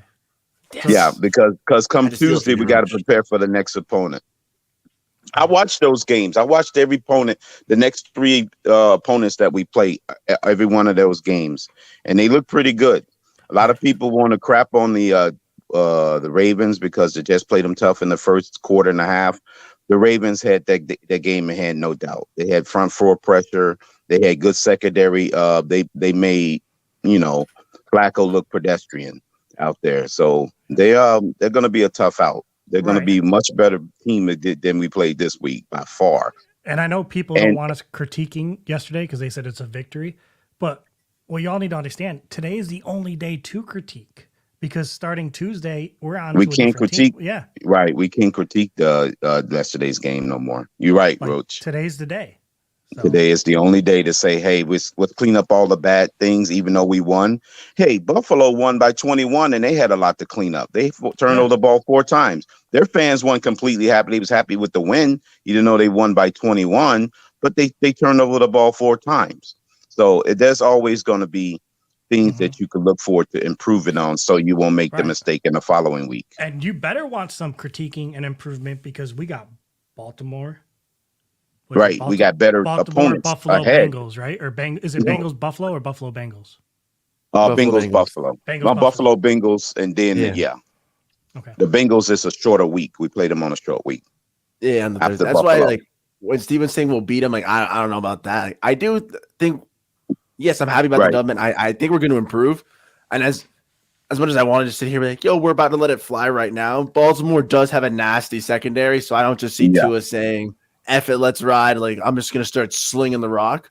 I want him to see him get a little more aggressive, which I think as the season goes on, if we start seeing him ramp up that aggressiveness and Roach, see those plays build more, I'll be happy, Crypto. Yeah, exactly. And Roach, Nando, I have to push back, not on you two guys. I don't think you two guys said it. I think Stephen D said it. I think the defensive philosophy is still the same as when Flores was here. And this is why, because the aggressiveness and the opportunisticness was still there. and in not last year, but the end of last year, the last 8 games, and then all of 2020, because we were getting turnovers in a streak of 23 consecutive games in a row, where we basically won the turnover battle. We had at least one turnover. So in this one, we was turning them into scores. Right. So this notion that it's the same, and McDaniel confirmed it in his press conference. He said, "quote We'll still for defense, we still good. We still know this team is still a defensive mind until we prove otherwise." Something to that nature. Basically, kind of giving the last regime credit, as far as us, having a defensive mindset, and then we have to go out and prove it on offense until we prove otherwise. And he said that in his press conference. Josh McDaniel, Mike McDaniel said that. So the philosophy is still there as far as the opportunistic defenses, taking turnovers for scores, things like that. And even if you don't get a score, you put your offensive position to take advantage of it. Because remember, we got a pick in the end zone, right? That led to 3 points. And then we instantly got a sack fumble for a touchdown. Right there, the defense spotted us 10 points right out the gate, which in turn caused McDaniel to be aggressive on 4th down because he had nothing to lose, because his defense was playing very well behind him. So he can afford to go for a 4th down play at the end of the half and be aggressive. So it was good complementary football, where the defense gave our coach injection, shot of confidence, say, hey, it's all or nothing here. We get the ball back anyway at halftime. So we got nothing to lose. Go for it on 4th down. Bam, 49-yard touchdown to Waddle. There you go. So our defense gave our coaching staff the ability to be aggressive. So who's your game ball going to? What was that? Who would you give the game ball to? Boyer. I was going to say Holland, but yeah. Oh, as far as player, yes. Yeah, I would say I would say I'll say our front 7. No. Yeah, defensive line, front 4. But yeah, you can give it to anybody on the defense. They played pretty good. I was not impressed that Noah didn't dress. I was hoping he would, but I guess that was a part of the philosophy that not to give them anybody to pick on. So, but why keep it was it was a classic addition by subtraction. So by him not dressing, it bothers me that we kept him, but he wasn't even good enough to be a backup on the bench waiting in case somebody got hurt.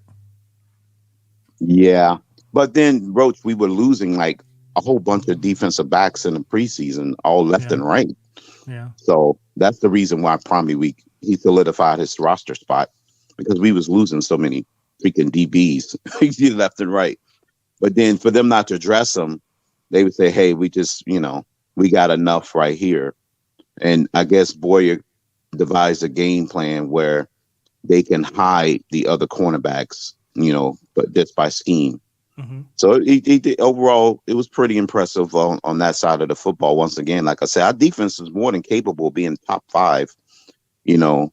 It's just now we just got to click on the special teams and offense, because we're playing some juggernauts in the next couple of weeks. As far as offense, we might have to, show some ability to win. Can you imagine being Boyer for last year and just hearing like you were pointless in your position basically, and that Brian Flores did everything for you?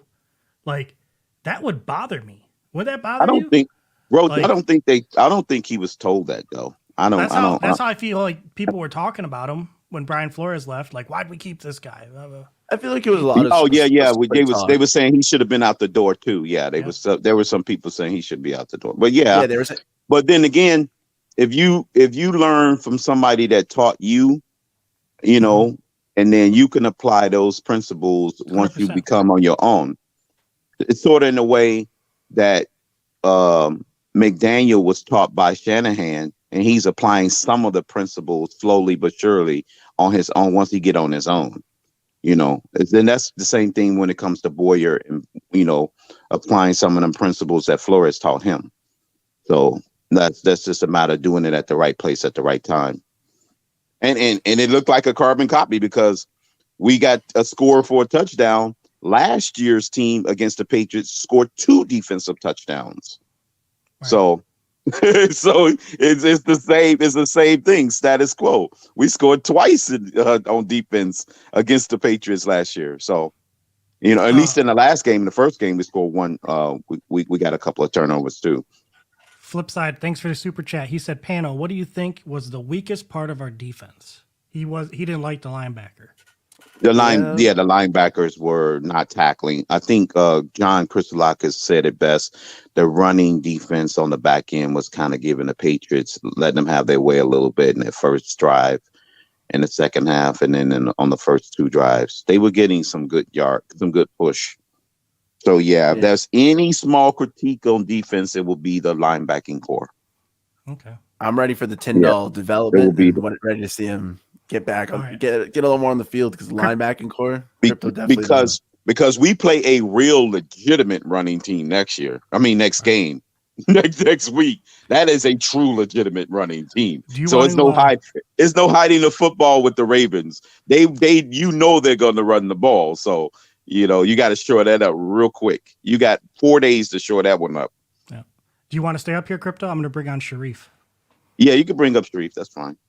Stay up. Sharif, welcome. You got background sound on. Hey. It's probably like a show on his phone. Good, man. How are you? Good, boss. I'm doing great, man. I'm doing great. I'm just sitting there listening to Nando. I like a couple of Nando points. Can you hear me properly? Yeah, it sounds like you're kind of far away a little, but I can hear you. Oh, okay. Well. Oh, he's got the Tua jersey. Okay, that's why. I got this 2 years ago, so it's not like I was a Tua on or anything. I'm a Dolphin, but I just have the shout out. Shout out goes out to Tua because I was wearing mine on game day, man. My Tua jersey. The thing I'll be in the Ravens Stadium next week, so I'll be wearing my Jarvis Landry jersey. But hey, it's neither here nor there. It's the Jarvis Landry one I got for my birthday, so I'm gonna wear it. Close enough. Great stuff, man. So I got a lot to unpack. Of course, Roach, we gotta reel him in, Roach and Nando. So why am I expecting? Are we on the same side today? We've always been on the same side, Roach. It looks like we're trolling others when we always agree on something. But the thing is, Roach and I always had the confidence of the team. I didn't think it was going to be a 40 burger or anything, but I know, like I said, 4-0 for me to host a show, and 3-1. I expect Bills to squeak it out no matter what. But I think that's our chance to 4-0. If we are able to beat, I'm not afraid of anybody. Look, I don't want to sound confident, right? But if we can beat Belichick 4 times in a row, and nobody in history has ever done that, you really think we're going to revert to a team we've shown we own? We've shown, I think, 3 out of their 9 or 12 possessions, there was like 6 turnovers or 5 turnovers. That's Baltimore. You think Boyer's going to be stupid all of a sudden? Like this is what I don't like about Dolphin fans. If we have legitimate tape of us power whipping a team, now all of a sudden Boyer's just born yesterday. Where's the confidence in you guys? All of a sudden we're not gonna block against Baltimore. We're not gonna blitz. We're just gonna be stupid. We got ultimate fair in a quarterback that has not shown he can beat us. And so what Dolphin fans revert back to is being polarized and really being enveloped in what's going on ESPN. We have tape on what we've done, and we're not only are we going to be successful against. It's literally been weeks since I watched ESPN. This is the time you should be talking about a 40 burger, because I'm telling you, if we tried to get to Mac Jones, and I agree with you, Roach. I think we kind of got in his head, but we didn't get in his head. This is a quarterback we're playing this week. We're going to get in his head from series 1. And when he sees, I can hope. and this is why I said I hope Brandon so, but he's Jones, way faster than Mac Jones. and this is why I said Brandon Jones and Javon Holland is the top two safeties, because what Brandon Jones do, what I explained this 2 weeks ago, what he does is he gets 2 sacks, he disrupts the football out of the quarterback's hands. We don't notice those things. Then Javon Holland all of a sudden gets a special pick that no one else, no other safety in the league probably would get. This is why I know maybe Buffalo is second to our safety tandem. And so how do I know this? Watching tape, seeing what we've done. And oh, Sharif is too high on. Yes, I'm high. I'm very high. On what, Roach? But once again, this is, and what, we didn't run the ball well, right? We still play action. We did 7 play actions, and guess what? 2 of them, a guy was right in 2 of his face, but the next ones, 2 were successful with bullets. So we play action, yes, for no reason. Like I said, for no reason. In the first 3 preseason games, we still play action. We didn't run, but we still did it. And the point is, they got sucked in, and Tua bulleted over the middle. Hey, what do you think about what Donald said? He said Teddy traded to Dallas. He's calling it now. It's actually not a bad. Hey, for picks, I'm down for it. That will be good for them to make that move for Dallas to go and give Greer a call. He needs to be on the phone right now. Yeah. Jerry Jones needs to be on the phone right now. It's good for them. Cap space. It frees up cap. Gives us cap space. Skyler's going to get more snaps at practice because of it. Right, exactly. They need to call Teddy right now. Dallas needs to be on the phone. Yep. Exactly. He could immediately go in there and run their offense. Teddy would be happy because that's a guaranteed starting spot for him. Miserable sitting on that bench. Yeah, he would be a guaranteed starter in Dallas right now, this week, at the upcoming game Dallas play. Yep. I mean, I don't know. The Teddy Bridgewater Cooper Rush QB battle for the ages, man. Yep. Yeah. And so what do I want Dolphins fans to come to a level on? Just come to the level and know that your team has tape. We're viciously a team that can change week to week, play to play, half to half, just because of being under Flores for 3 years. That's not going to change. McDaniel already said he's going to change week to week, quarter to quarter. And my thing is, I knew he was going to press on your throat. He's not going to be like, I said this many a times, he's not going to be like John Gailey, and we're wondering why the Dolphins have a 20-point lead by halftime, and we're 3 and out, run, 3 and out, run. No, he's not like that. I told you guys that. He's going to step on your throat. And guess what? When this offense starts to get better than the defense, oh my gosh. When this offense begins to get better than our defense, then Sharif, then we will become the Kansas City Chiefs. Oh my gosh. And this is the confidence. Minus the quarterback. And this is where my confidence is based. So you have to know what you have. I said this yesterday to some guys who I'm in a sports group.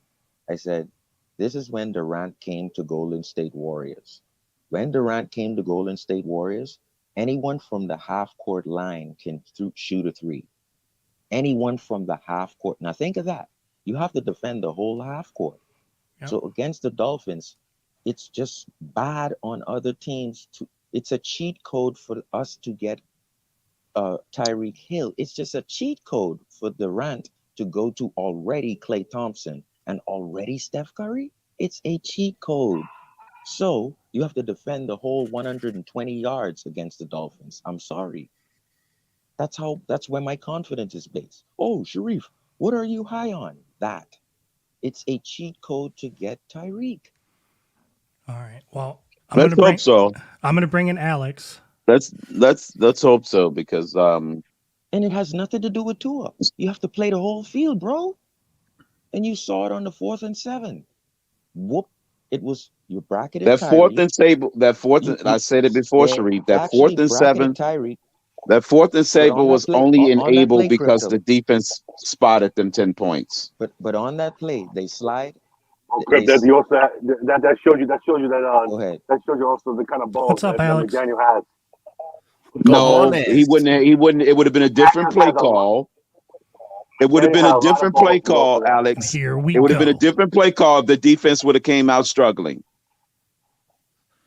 I don't know. You could argue that if the defense was struggling, he would want a spark at the end of the half, and he'd want to go for the aggressive play with not much to lose. No, because if you don't, because you put your freaking defense in even more bad situation at the 50-yard line when they can go down and get a quick score.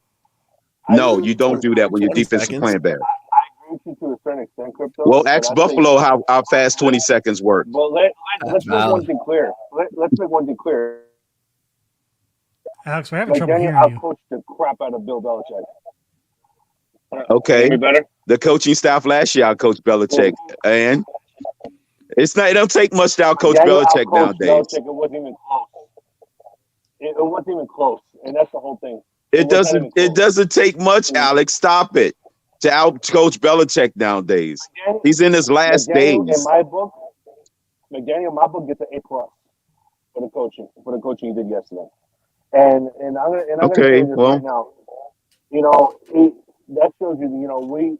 I feel that after yesterday's game that we found our coach. I won't say no A+. I would say a B. I don't know, man. You got to give McDaniel some kind of credit than that. Come on, man. What I'm saying, what was done yesterday wasn't anything new under the sun. But just go ahead. But let me also say this: that it's crazy how a lot of people want to sit here and become negative Nancy's. On the panel.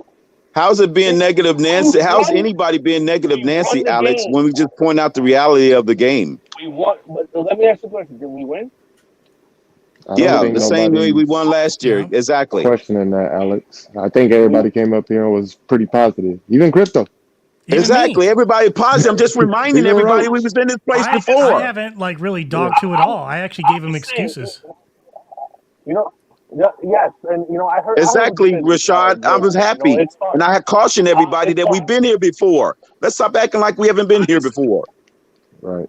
I didn't say you in general, dude. I did not say you in general. I know that you were pretty positive. You were happy about the victory, and I understand that. But it's just crazy how everybody wants to sit there and say, can you fix your mic? Alex, your mic is very fubbled up, man. It sounds like you're using a paper cup. Yeah, that's one of them old-fashioned telephones there. What about now? No, Same. it's fumbled. He's talking into a bundle with a string attached on the other end. It's the same. Maybe you have to change the string out. Yeah. Yeah. Try popping out and coming back in. You sound muffled. I'll bring it man. back.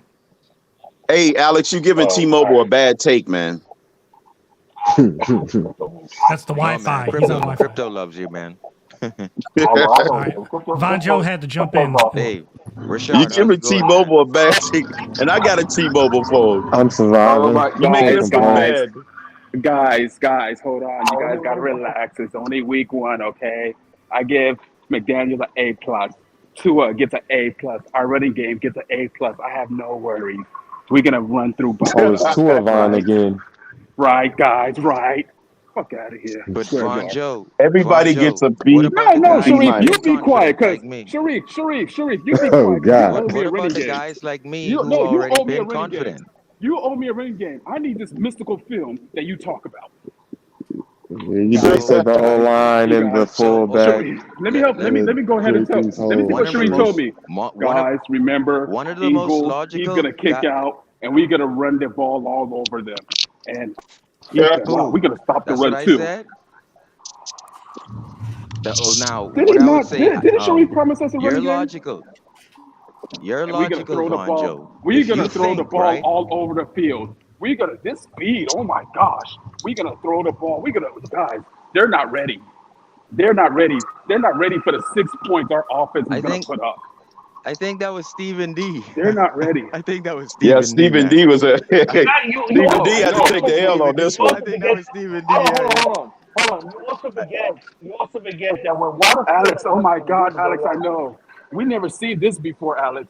We never see us do this. I'm saying 4-0. Oh my God. I'm saying 3-1 though, Von Joe. McDaniel's outcoached him. 3-1. Vaughn, it's something in the middle, man. I'm saying 3-1, Von Joe. There's room to Stephen D was saying 40 burger.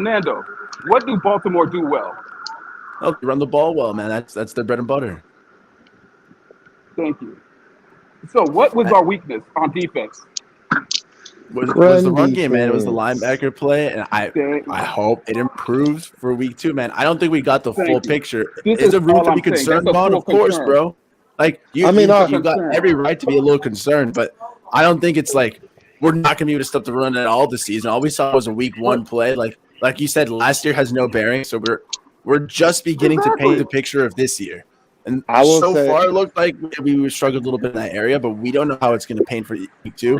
Because if I we will shut down the say, run game week 2 and we struggled week 1, I'm not going to come out here and say we're going to be the best run stopping defense in the NFL because it'll only be the first 2 weeks. But Nando, We still need to build up a little bit more. You know, our Nando, let run me ask you this. defense, our run Let me ask you defense this. looked good at the middle, but we did not have Raekwon Davis either.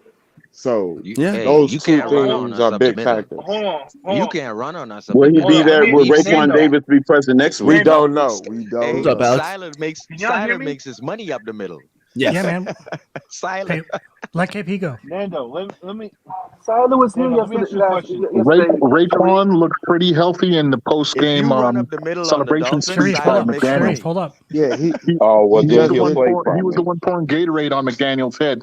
So I'm He didn't thinking play- he's healthy enough for week 2. Gatorade. What the hell is he doing didn't play- pouring Gatorade? for the first Exactly. win, his first win. But What you talking about? It's only one game. Raekwon was it was the coach's first win. Right. They were celebrating. They were celebrating.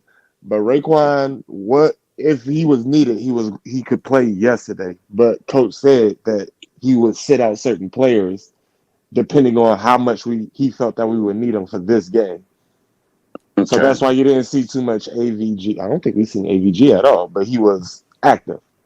Raekwon got set because we had Christian Wilkins and Zyler and John Jenkins. So Well, clearly we didn't need our running game either because we didn't see that either. Oh no, I got a problem with this offensive line. I don't know Listen, what guys. y'all seen. Y'all saying the offensive line got better. No, was Rashad. This atrocious. offensive line is going to the Super Bowl. That was atrocious. When Hunt sat there and clapped it when he gave up the double team and clapped his hands like he was looking for the pass, I was so confused. Listen, Rashad, Like- you didn't see it yet. You didn't see this old line, and the Ingold is gonna kick out, and we're gonna just go back and watch the film. Man, Okay, Rashad, watch the film. Okay, man, because this running listen game is here. about to come alive. All right, I want it's gonna Stephen come D, alive if you're week listening. 1. Oh, wait, We're going to have to wait till the Come on, Bears Bonjo. game before I they gotta come push back alive. a little Lamar bit, dude. Jackson's head by There the were first there were quarter. flashes. There were Wait, He will flashes, get his head by and first overall the quarter. O line was a Flashes of a what? lot more solid than it was last year. I mean, last year we had guys just getting trashed left and right. That was in the I first know. game, but Wait- toward wait the end till of you the see the season, all KP, 22. they were getting KP, better. That's Wait till right. you see I the agree all with that. 22.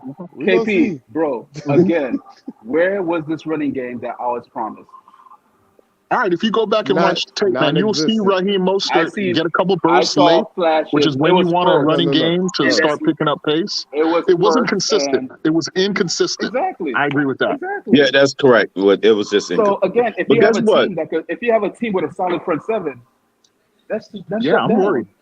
Listen, Yeah, the Steelers do got a solid front seven. That's the best front Again, seven we're in football right now. Again, we're talking about a Buffalo team that we're supposed to blow out that we all said was trash this year. So let's put it into context. No, you're right. Hey, I share. We should have had 200 yards on the ground, Bonjo. We should have had 200 yards. And everybody talking this, come on, man. Let's put things into context for real, guys. It's not like we did this against Buffalo. We struggled and we got a 27 win against Buffalo. The shame of it all, which was on full display yesterday, is the Tyreek factor, man. The fact that this guy can't be covered and is ready to dictate to any defense what we can and cannot do in the air. He opens it up for Waddle. He opens it up for everyone else. He opens it up for everybody. Tyreek saved the interception, so God bless Except what's Tyreek. what's most troubling about what we saw yesterday, despite that potential, is the fact that the quarterback play, I don't care what you say, Alex, the quarterback play has left that potential in serious question. If we can't maximize Tyreek, I mean, basically Tua turned Tyreek into Devon Bess. He had a Devon Bess. KP, don't do that. Don't do that, KP. Damn, Devon Bess. Rashad. It was week 1, so I'm not going too far with it. I would have said Javar. I would have said Javar. Listen, I'm saying don't do that because I would have said Jarvis Landry, not Devon Bess. Yeah, but Jarvis Landry made a Pro Bowl. Jarvis Landry, not Javon Best now. Come on. Y'all forget. Tyreek Hill had no touchdowns, had 8 y'all receptions forget for who we 94 were yards. playing. That's a Y'all forget Devon who- Best stat Y'all line. forget who we were playing, and he was double. He was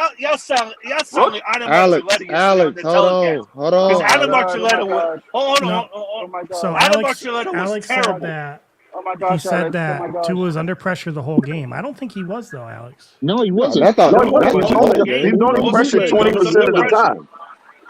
I wouldn't Most say of the game he was though. under If the pressure, and then defense- you got guys like Adam Archuleta would just sit there and Nobody listens Now to let's add Adam Adam Archuleta to the Alex. list of people who don't know what they're Nobody talking listens about, to right? Alex. That's And good. then- Yeah, nobody Colin, listens But to hold that on, guy. everybody, try not to crazy talk over because- each other. Okay. It's crazy because It's Adam kinda- Archuleta, it's kinda every hard to time do Mac that, Jones Roach. made a mistake, every time Adam Archuleta made a mistake, he praised Mac Jones. He praised, oh, it's okay.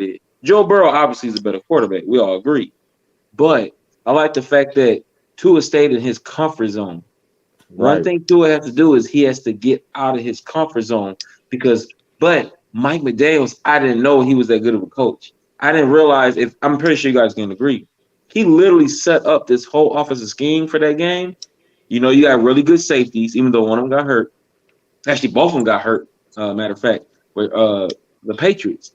And the scheme that he set up was, I'm going to let Tua do the best he can in his comfort zone. And then nobody likes those short passes and all that, but one of his short passes went for a fucking 4th and 7 touchdown, which I think that was from the football guide to let the Dolphins fans know, look, let this guy work in his comfort zone. Let this guy work in his comfort zone. He is going to eventually have to go downfield. He's going to eventually have to show the Tua that everybody anticipated when we drafted him. So the reality is that he has to slowly progress. But I think at this point, there's nothing wrong with our defense dominating the way it did against a bad Patriot offense, which everybody predicted anyway, so that we can get where we need to be. This confidence we got, we need to keep rolling with. I just don't understand people. They don't understand. You look at Tua, let that man keep doing the shit he's doing right now. When it doesn't work and he's forced to go downfield, when he's forced to do shit he's not to, that's when we put the pressure on. But right now, if you're winning the game 20-7 against Bill Belichick, we got to celebrate. So, and we got to go on to the next week. I got it. With the 2004 Ravens, all of a sudden, I got it. Would you agree with me where I say I want Tua just to be Tua and not – he's not a Joe Burrow. He's not these big guys. Exactly. Just build the offense for but what they can Burrow, handle. even after all those turnovers that Burrow had, he still had a shot at winning that game. So y'all got respect to him. But Burrow is a whole different animal. Oh, I thought you were swearing into the best college football season we've ever seen. You don't want to talk about college. Do you swear to tell the truth, the whole truth, and nothing but the truth to help you out? No, I swear to speak facts and only facts. All right, well, here's somebody you talk to. Let me ask you a question. Hold on. Let me ask you a question. So if we just want Tua to stay in our comfort zone, people that stay in our comfort zone never grow. So how we expect him to get better or grow if we just let him be in his comfort zone? Well, I would say this. There's something that nobody really talks about, and we're talking about quarterback coaching, talking about offensive coordinator and all that. They have to look at this game and they have to say, okay, on this play right here, you see where Tyreek Hill was wide open and you chose a shorter route. Someone has to come and tell Tua, look, we need you to hold the ball a little longer and go ahead and dart that thing downfield, man, and make the bigger play. That could have been there. Actually, could have been another. No, that was last year. Nobody told him that last year. We had the same thing last year. But I don't think he's hard headed. There's no I don't think he's hard headed, man. I just don't think the offensive coordinator and the quarterback coach ain't doing what they're supposed to do with him. A guy like that, Tua is so coachable. He don't get in trouble. I got to push back. I agree, guys. Over fiction. I agree, bro. Y'all are going to coach him up, man. I'm gonna tell you. I'm going out to tell you. I'm gonna tell you something right now. Time out. So nobody told him last year, like, yo, that guy was open down the field. So next time, hold it a little longer and shoot it downfield. Nobody told him that. Hold on, Vanjo. Yeah, they told him that because that's why you watch film. You have to. Somebody had to have told him that. After they watch the film. I'm only assuming that. I'm not in the Miami. I'm basically saying like this. Let me say keywords: a good quarterback coach, a great offensive coordinator is going to nitpick at those plays that could have been extended longer, that could have been bigger plays. And I feel like right now, maybe I don't know, like, can y'all tell me, like, do we have the same quarterback coordinator under Brian Flores? A good quarterback, a decent quarterback, somebody that's actually smart enough to watch film could actually see that and don't need another coach to show him that. That's true. Last year, Tua was also saying, I don't have the O-line. Yeah, that's somebody who's going to study film a lot on their own. Yeah, that's true, too. That's also true, Vanjo. Both can be true. Good morning, everybody here. Sounds like we're coming off a loss. Everybody here, of course, sounds Pete, like we we're were sounding like that last year. That's why it says deja vu. Yeah, that sound like Alabama film study, right? That sounds like we had the exact same result last year. The same thing, deja vu. But you know what? You know what the benefit of the doubt is? He has so much more new arsenals now, so much more weapons now. To be honest with you, if he had the team he had last year, we probably would have fucked around and lost offensively. It just would have been 13-7. We probably wouldn't have got a defensive score. He's no better. He didn't get any better. He didn't do nothing even more special. It's the same guy. if you want to be We still would have won. We just would have won by 6 points. Hold on. Let me help you guys out. And the turnovers, Vaughn.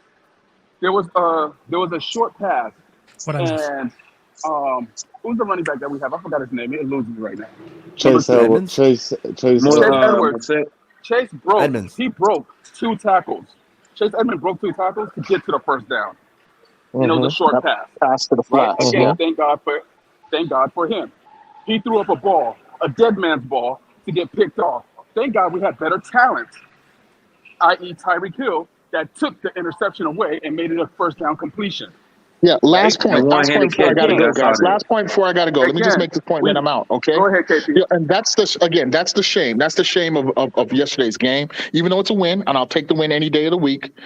I see a team that's primed to explode if we have a game manager minimally at the quarterback position. But instead, what we're seeing is a quarterback, like you just admitted, Factor Fiction, who doesn't have it all together at this point, 3 years into his career. And that is retarding the progress of the team. Anyway, hate on me if you want, guys. Peace out. Bless all of you. And let's go next week in the big ball. That's all good. I think the real problem is that, Tua basically has to make up in his mind that KP. I want to dominate this game and I just don't want to manage it. I just don't want to, those short routes. I agree with that. I agree with that. He can actually, but the thing is about it that he can go downfield a lot stronger, man. It just comes down to a fact that Tua just has to make that decision. That's all it comes down to. It ain't like he ain't got the arm. And Kurt Warner said, and not second guess it. There's talent there. There's the talent that's there, but again, that's not coaching. That is him. I will say we got to see it in the offense, in whole, complete O-line. But we're also fucked on our running game. Our running game is bogus as hell, though. Yeah, that running game is really fucked up, though. That running, hey, we got to swear jar, man. No, we don't swear. Remember? Oh, my bad, man. But that running I'm game. just trying to get something out. I can't get nothing. That running game is really janky, though, right now. Very janky. Yeah, like good win overall. This was a status. This is what I call status quo victory Monday. Why? Because it was the exact same replica of last year's win. Mm-hmm. Rashad, what's up? You're saying something? I'm trying to say is week 1. I think they wanted to see the game plan executed a certain type of way before we just go out there and say Tua, go out there and make the plays. There were plays. What do you want to see change for week 2? I want to see it from. I want to see. I like the game plan for week 1. Do the same thing week 2, but everybody has to do their job. I clearly seen the plays that we were running. Tua ran that out route by Tyreek Hill that got batted out in the 4th quarter. That was a play that won a Super Bowl. That was the last play the Chiefs ran when they beat us to seal the game on 4th down. That's why they ran that play, because it's 1 yard. You expect for it to be complete. That out route by Tyreek, we motion Tyreek, we see as man-to-man. So we expected Tyreek on the out route, one-on-one, he's going to beat him. But the corner read it, and he was all over it. Sheffield was actually open on that play. So we're going to watch the all-22. We're going to be upset about it that he didn't go there. These are predetermined plays. This is man-to-man, and it's Tyreek. Go to Tyreek. Correct. Go to Tyreek, yeah. Go to Waddle as well. You got to go to Waddle a lot more. Yeah. That's how the game plan is drawn up. And I feel like once we're executing on all these plays like we're supposed to, when we're supposed, you said what? Did we get mad when we heard Flores told him to go with the ball? What was he getting on Flores about that? Wasn't people saying, they just call horrible plays. That's what that was. People said Flores told him, throw the ball here. This is going to be a first read. Now, I'm not saying there's not plays where he has choices to make. I'm saying there's going to be certain plays, those first read, get it out. We just want the first down. Here's what I'm scared of, Rashad. I don't want him to be limited as an offense. I don't want him to become like Stafford. Limited as an offense. I don't want him to be like Stafford. Like we saw Stafford targeting Cooper Kupp the whole game. But you know why? That's because they didn't have nobody else. in that game. Everybody was banged up on They had other players. It's just that he was focused on Cooper. Yeah, like as soon as something went wrong, as soon as he felt pressure, straight to Cooper. And I don't Allen want Robinson is trash now. He was throwing no-look passes to Cooper. Like I'm like, you didn't even see if he was open or not, and you threw it anyway. Yeah, you wasn't even looking at him. I don't want him to do that with Tyreek. I want him because I feel like we got Waddle, we got Tyreek, we got Edmonds, we got Moser, we got Gesicki. Like Waddle looks good. Like there's my plenty How many of players yards that did he go get? to. Yeah, he got me some good fantasy points. Waddle I think I got like 17 yards a carry. He did really good. If y'all were paying attention, like I pay attention to all the little things. In the open field, Tyreek has the ball. Waddle was coming across the field full speed trying to block, but Tyreek was running out of bounds. Like he was coming when the running back got in the open field, he was coming full speed to come block.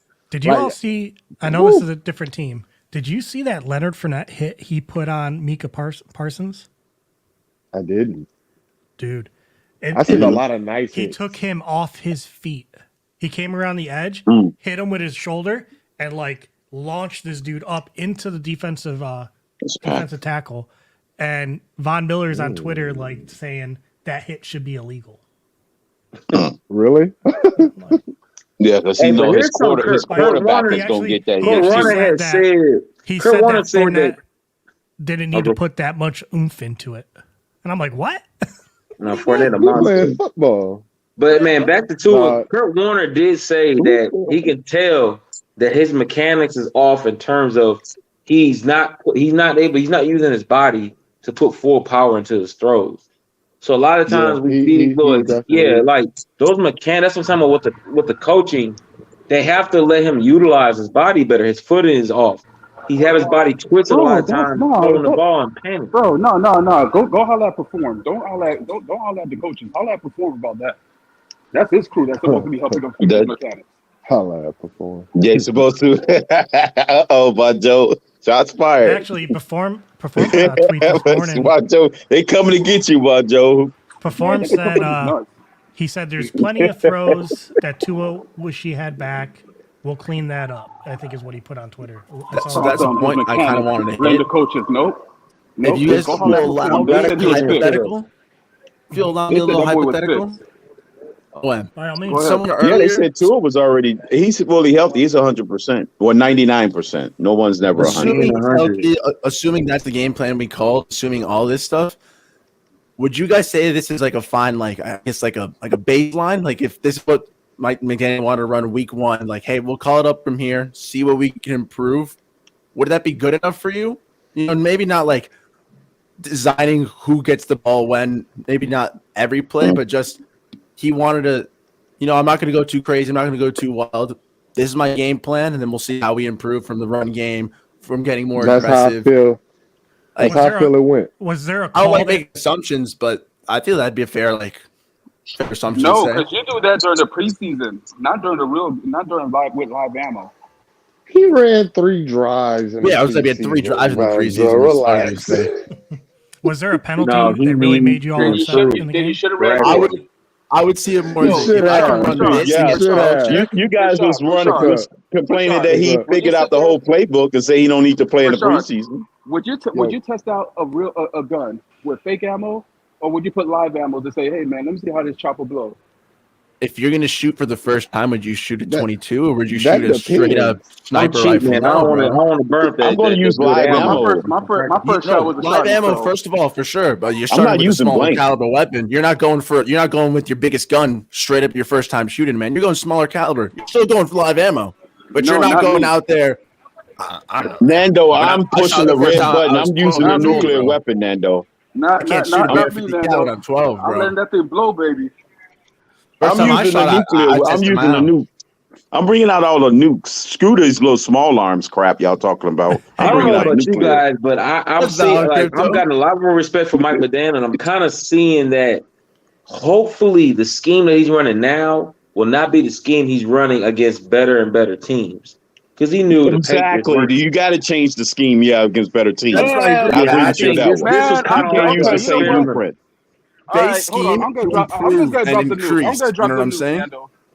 like Crypto said, I'm just gonna drop the loop. McDaniels noticed that he said that he was wrong. He got a limited quarterback, so he got to run a limited offense. All right, he's gonna hold it out until you get a new quarterback. Lamar Jackson to Miami next year. Boom, I'm out. Holla at y'all. Whoa, that was a new. That was new. That was I'm not against it. That was a new. Not only that, he just dropped the bike. Man, Von Joe, that's brutal. Is there a penalty? Tuanon is not only is performance coming to get you, Tuanon is coming to get you too. It's over for you, Von Joe. So it's coming. That's why he had to hop off, man. Is there a penalty from yesterday's game that had you guys like shaking your head, like that you thought was a bad call or anything like that? For me, it was the pass interference on X. I thought was like. Yeah, I didn't like that. Joe Rosebaugh lost his mind when he when X did that. The one that was like offsetting and made them redo the down. And it was an offset. Yeah, if it wasn't offsetting, and that was crazy. I was so mad. This is what I always wanted to say. Called it was like I was just like, what? I am highly impressed with Brandon Jones because I was out for him and he looks like calling him, bro. He looks like a boy. No, he's always getting in the backfield. I like him. He's got a nose for the ball. But let me say this, guys. This is something that's very critical right now. Do you know what's so critical right now is that actually this is what you want. It technically ain't about whether Tua is our quarterback or not. It's not about that. What it's really about is you really want Tua to perform well to raise his value so that he is tradable. You do not want him to continue to, be an undervalued quarterback to where when we need to make that change, we can't get shit for him. We can't even get a good draft pick. We can't get a quarterback. We actually want his value to be good. We want to be in a situation where we want him to improve. And let's just say he improves to a level to where maybe that's not what we desire, but it's good enough to where another team is willing to be like, another team will still accept him. Right. Exactly. That is very critical. That's you got to make him acceptable to other teams. Yeah. Yeah. You want his value. He has to have his value to grow because that's a first round pick. And it's very hard to get a type of pick like that. You can try to trade up and everything. It's going to be very hard. You have to sacrifice a whole lot and it's going to dampen your team. Luckily, our defense is very solid. So that does give us some good base. But you do want his value to grow. It's good to have Skyler there. Even though I talk a lot of shit about Skyler, I actually do like Skyler as well because he's improved a lot since from Kansas State to now. But even in that situation, you do want a for sure quarterback. You want somebody kind of like look at the Detroit Lions situation. Jared Goff proved his value. Right. And if you look at him in Stanford, you technically on paper will go at Stafford. He just didn't have the whole alkalated team around him. As soon as you put him on a winning situation, look at that. So the Dolphins, we're so close to a winning situation. We really are in it right now. So now we just need to kinker up little things. Definitely the offensive line needs to improve. Them 2 injuries kind of fucked me up. Excuse me, I'm sorry. Didn't mean to curse. But I did not like the fact that we had one more, man. Then you're at the 2. limit. Yeah, and I'm booted. I'm sorry, man. 2 offensive linemen get hurt at the same position. That was kind of I didn't like that. And I just think we need to improve on the offensive line. Yeah. We can continue to build on the defense. We'll be fine, man. Get another good tight end, another good man. We're good. We're really where we need to be, honestly. So it's not no panic. I'm gonna be honest. I want Robert Hunt out of there. He regressed. What's going on with Robert? Ain't nothing wrong with Robert. He'd be all right. Judon was it is Judon. Maybe we need to line him up as maybe we need to line him up as a tight end sometime and catch some passes. He was faced the wrong way. He wasn't blocking. Like he had opportunities to double. Did the O-line look that shot? Rashad, he's playing out of position. Rashad, he's not. He's really a tight end, man. He's really a tight end. Yeah, I'm signed to NFL Plus right now. I couldn't. I was so upset. Eichenberg. Oh God.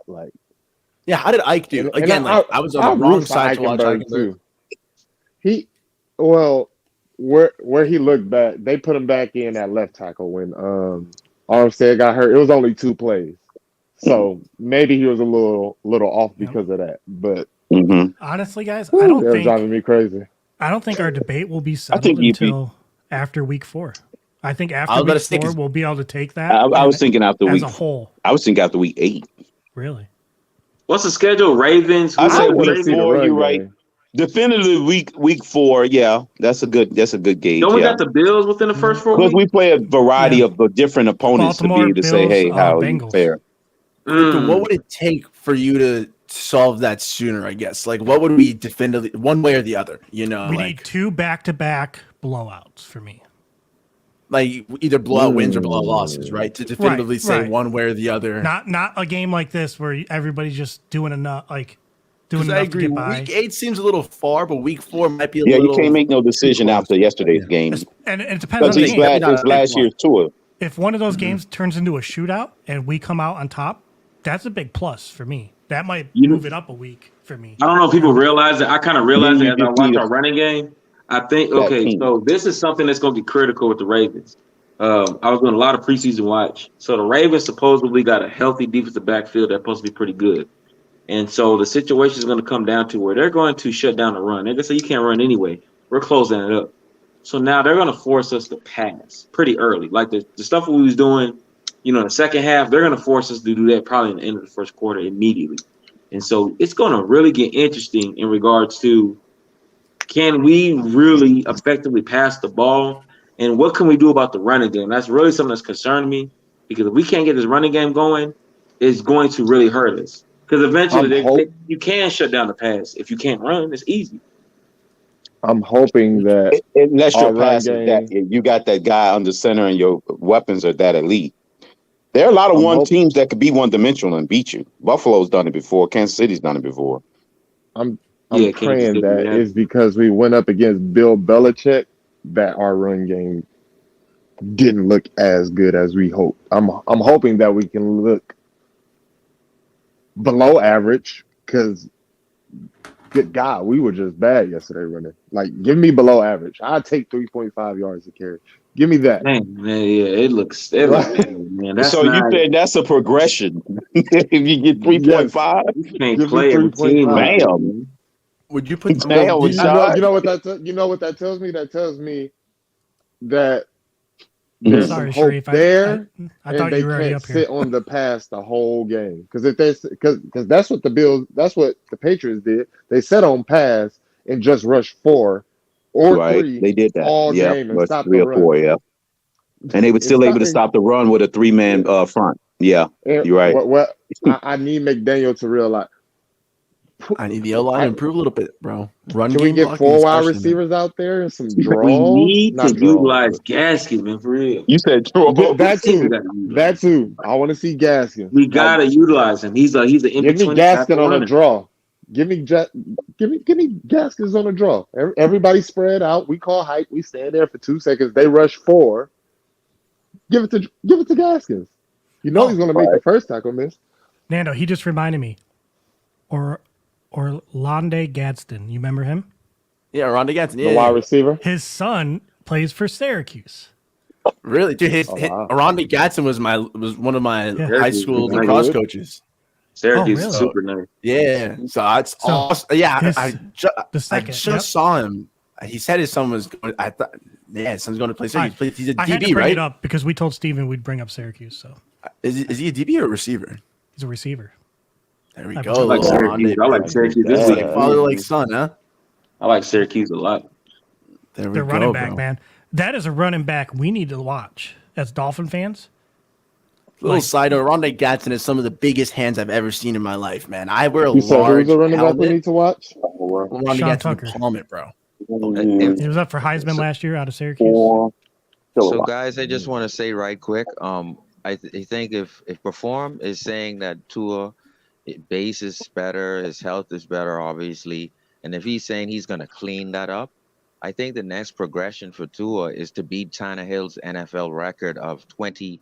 What's it, Roach? Remind me. 27 completions in a row. That's the NFL record. I don't even care. I don't even care about that. I just want to see him go out there and carry a game. But when the context he needs to, is he missed 10 passes. I like want to his game perfect yesterday. that. Hold on. If he missed 10 passes and you want to perfect that, obviously he's going to break Tannehill's NFL record. Sharif, as bad as Tannehill is, he does have a completion consecutive record.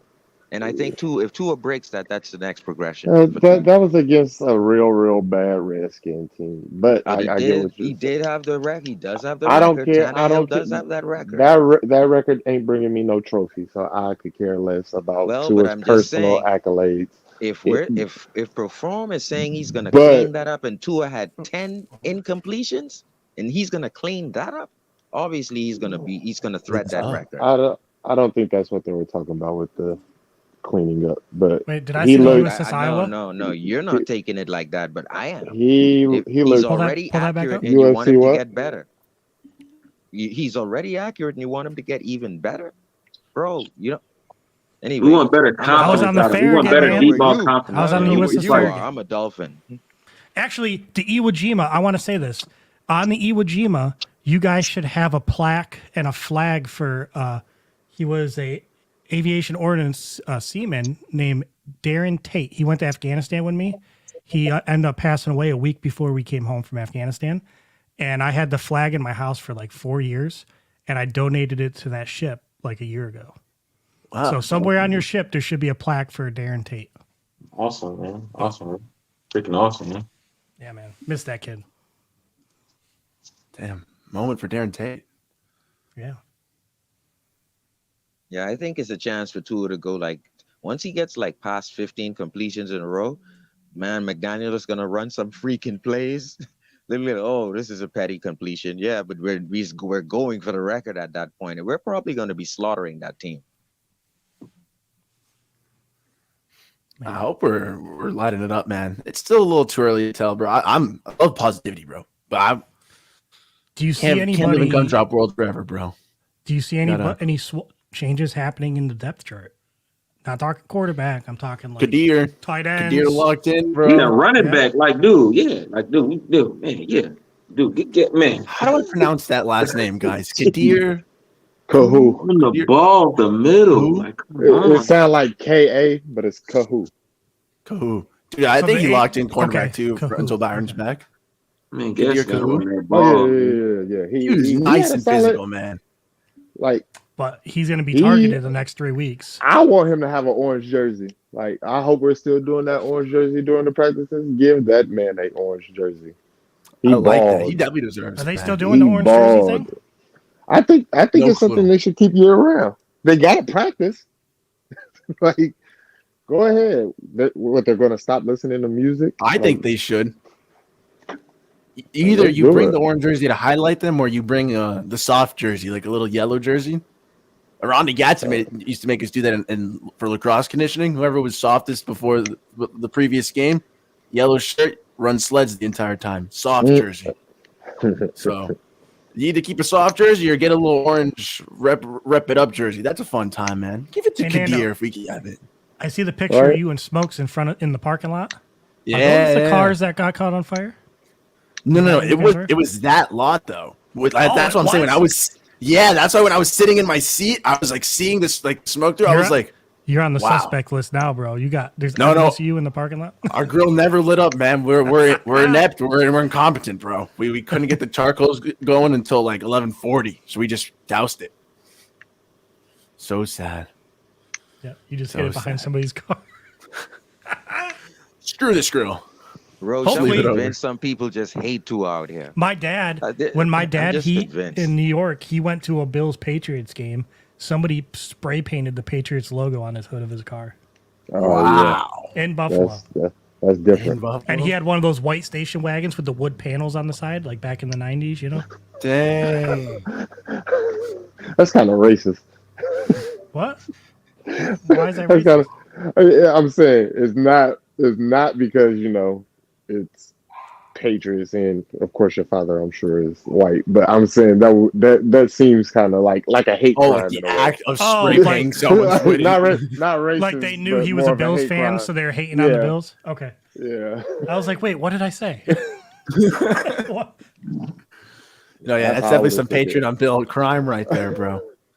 That's tough, man. Like, and I laughed because I'm a Dolphins fan, so I'm just like, Hey, but I will say though, man, before I get off, man, everybody was happy after. I don't care who you are, even if you talk crap. you were happy after that game, Yes, man. You 100%. were very happy, man, because you knew that was detrimental to that schedule that we got. Like you said, Roach, Ravens, Bills, Bengals. Like, come on, that first victory was huge. It's like it just gets harder and harder. Imagine a Cowboys fan right now. Lost your quarterback, got beat. Allen is my friend. Hey, Jerry, if you're watching this right now, Jerry, Teddy Bridgewater, he's available. Just go call the Dolphins. He's worth a first-round pick. It's fine. Take Gesicki with him. You could take Gesicki too. Hold on, Roach. Let me drop Greer's number in the chat so Jerry Jones can get it. One moment. I'm going to drop his phone number in the chat. Slight cool thing, guys? Bob. I think Allen is my season. I think your nephew is my season ticket mate, bro. You know what I'm saying? Like, yeah, because he just said his nephew's in the lot. My buddy is Allen Young, bro. So Bob Young, if that's your nephew, what a small world. Man, what's up, TD? My lord? TD, come on, man. What? I'm going to TD. I was watching your stream, man. You got me happy, man. Come on. That's sick, Bob. I'm gonna text Allen right now. I was listening to TD's Tampa Bay call. Yeah, man. Him and Hillary was watching it. I'm happy. Shoot. I want TD to tell us, what did Baltimore do in 3 out of 12 possessions against our defense? And then base that off of what you think we will do this week. That's Sharif, what you can't because it's last year with a different sample size. All size. different team. Yeah, but it's the same. It's a different team. Different coaches. It's the same Tannehill. It's the same Lamar Jackson. It's the No, same but Tannehill. they had a bunch of injuries during that That's game. one quarterback. They had everybody else behind them was different. Sharif, that's not the same. I don't know. I got a random question. TD, where did you get that jersey from, though? For real, that 72 black and gold, man. I want that jersey. But it's the quarterback we harass, not the injuries. TD had the fire. But the injuries matter. You got to be consistent. But it was the quarterback that we harassed and got 5 turnovers over, not the. And because you harassed them, because of the offensive line was in shambles. They had no O-line, no running back. Tell me better when he plays better against us. That's what we have a Bills fan. He did when he was healthy and had everybody. We got a Bills fan in here. We got a Bills fan. Is that Mark? All right. I am always waiting for my intro music. First thing I want to say is congratulations on the win yesterday, everybody. Congratulations on the win. Yep. And 700 on the way, TD. You know, you're 1-0 in the division. You're 1-0 in the conference, so it doesn't get any better than that. Let's keep all those positives in mind before we start, throwing complaints around. Could the game have been better yesterday? Sure. Could the Bills have been better on Thursday night? What you gonna do against us, Mark? You gonna beat us, Mark? Right out the gate. You gonna beat us, Mark? You confident? You're going to smash us, right? Don't bait him into that. Please don't, Sharif. Don't bait him into that. This is Dolphin morning, guys. We're into week 1. Let's put it that way. We're into week 1. Bills got to win. Dolphins got to win. Tied for the division lead. Actually, you have the edge right now because you have the division victory. So that's a good thing. There you go, Mark. Don't you forget it. No. AFC East first place. You got to go in. You got to go to win to Baltimore into Baltimore next week. But I want to ask you, in all honesty, how do you folks feel about your offensive line, and what's the status with Austin Jackson and Greg Little? Do we have any information yet? Day to day. They come back. So Jinx freeze, no backfires. Yeah, they day to day. Okay. Well, here's the thing though. The reality is that in terms of the offensive line, what I do feel confident about is, again, Mike McDaniel, you put up a great scheme. I do like that high, it is a high tempo offense. It's a lot of movement going on, a lot of confusion. In my head, I was always trying to guess what's going to happen, and it was always something else, and I do like that. Now, my favorite play yesterday or my favorite McDaniel moment from yesterday was Adrian Phillips got hurt a play or two before the touchdown pass to Waddle. McDaniel goes for it on 4th and 7, sees where the hole is going to be, calls the play that's going to have Waddle splitting the safeties because there's a weakness in because the Patriots have a backup in. That to me was the best play and best there you go. Of the game, I thought. There you go. That was huge. I think that changed everything. I think it changed from where we at versus, oh my goodness, this is him. He's the coach. Right. It was huge. That was crazy. That was a huge McDaniel moment. That was, I haven't heard anybody bring it up yet, but I'm going, my God, he recognized the fact that I did bring it up. He played in their secondary and jumped on it. But I brought it up with context, though. I don't know if you was listening earlier. I wasn't. I'm sorry. I apologize. I brought that up with a lot of context.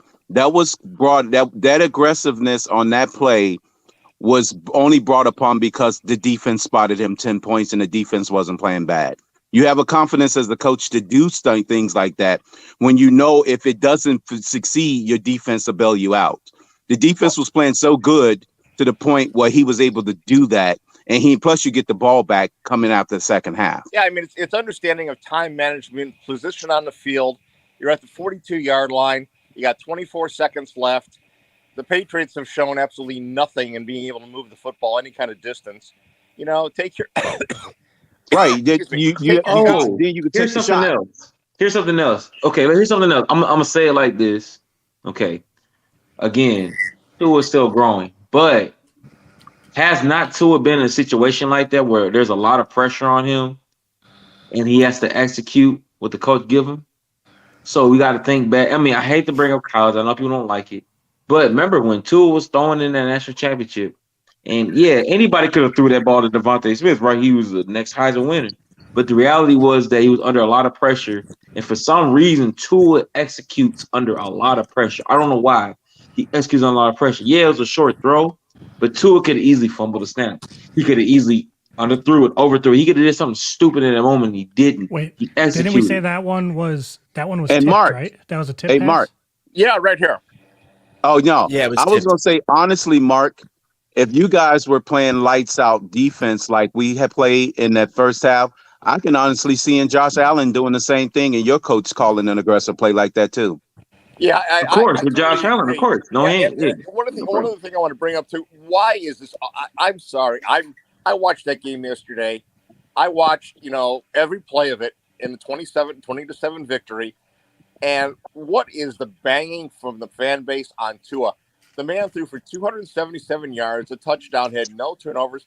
Yes, he took some. No turnovers. Sacks, That's very and key. it happens. Josh Allen threw 2 interceptions on Thursday night.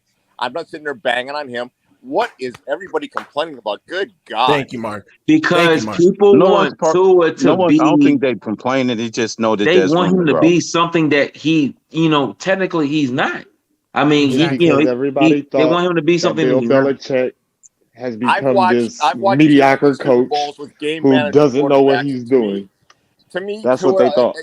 All I Well, gotta say Stephen is D Trent told us that Dilfer. all week long, saying he's going to retire after the game. You're talking about the happiest man in the world, believing They want that to say his he was about to favorite retire football because we about team to beat them by will 40 score 40. points. Yeah, I think this Do is you the case expect where anything else from Stephen D? I think this is No, the case where people are Respectfully, upset because I was respectfully. expecting a Like I said, retirement Steven- speech from Belichick. I think people are upset because they wanted the Dolphins to score 45 points and go through all this. It would have been nice. All you have to do is take what a team is going to give you. If you watch, if any of you guys watched the Bills game Thursday night, what did Josh Allen do? Oh my gosh! He took Torch. what the Rams gave him, Torch. and when things opened up later in the game, he exploded and threw a couple of longer passes, and they got touchdowns out of it. Josh Allen's game on Thursday through almost 3 quarters, Torch. and to his game yesterday really didn't have any differences, with the exception of the Bills' offensive line was better than the Dolphins' offensive line at this time. And there were injuries that came into play. You had a backup tackle coming in to take over from Austin Jackson. The pressure wasn't really all that severe. I think Little was okay. I think Greg Little was fine. At all at this point. Mark, You know what people need to realize? Where I'm worried about you guys, Mark, is I think you guys will generate a lot of pressure on Tua. And I don't think so do I. with that pressure, So do I.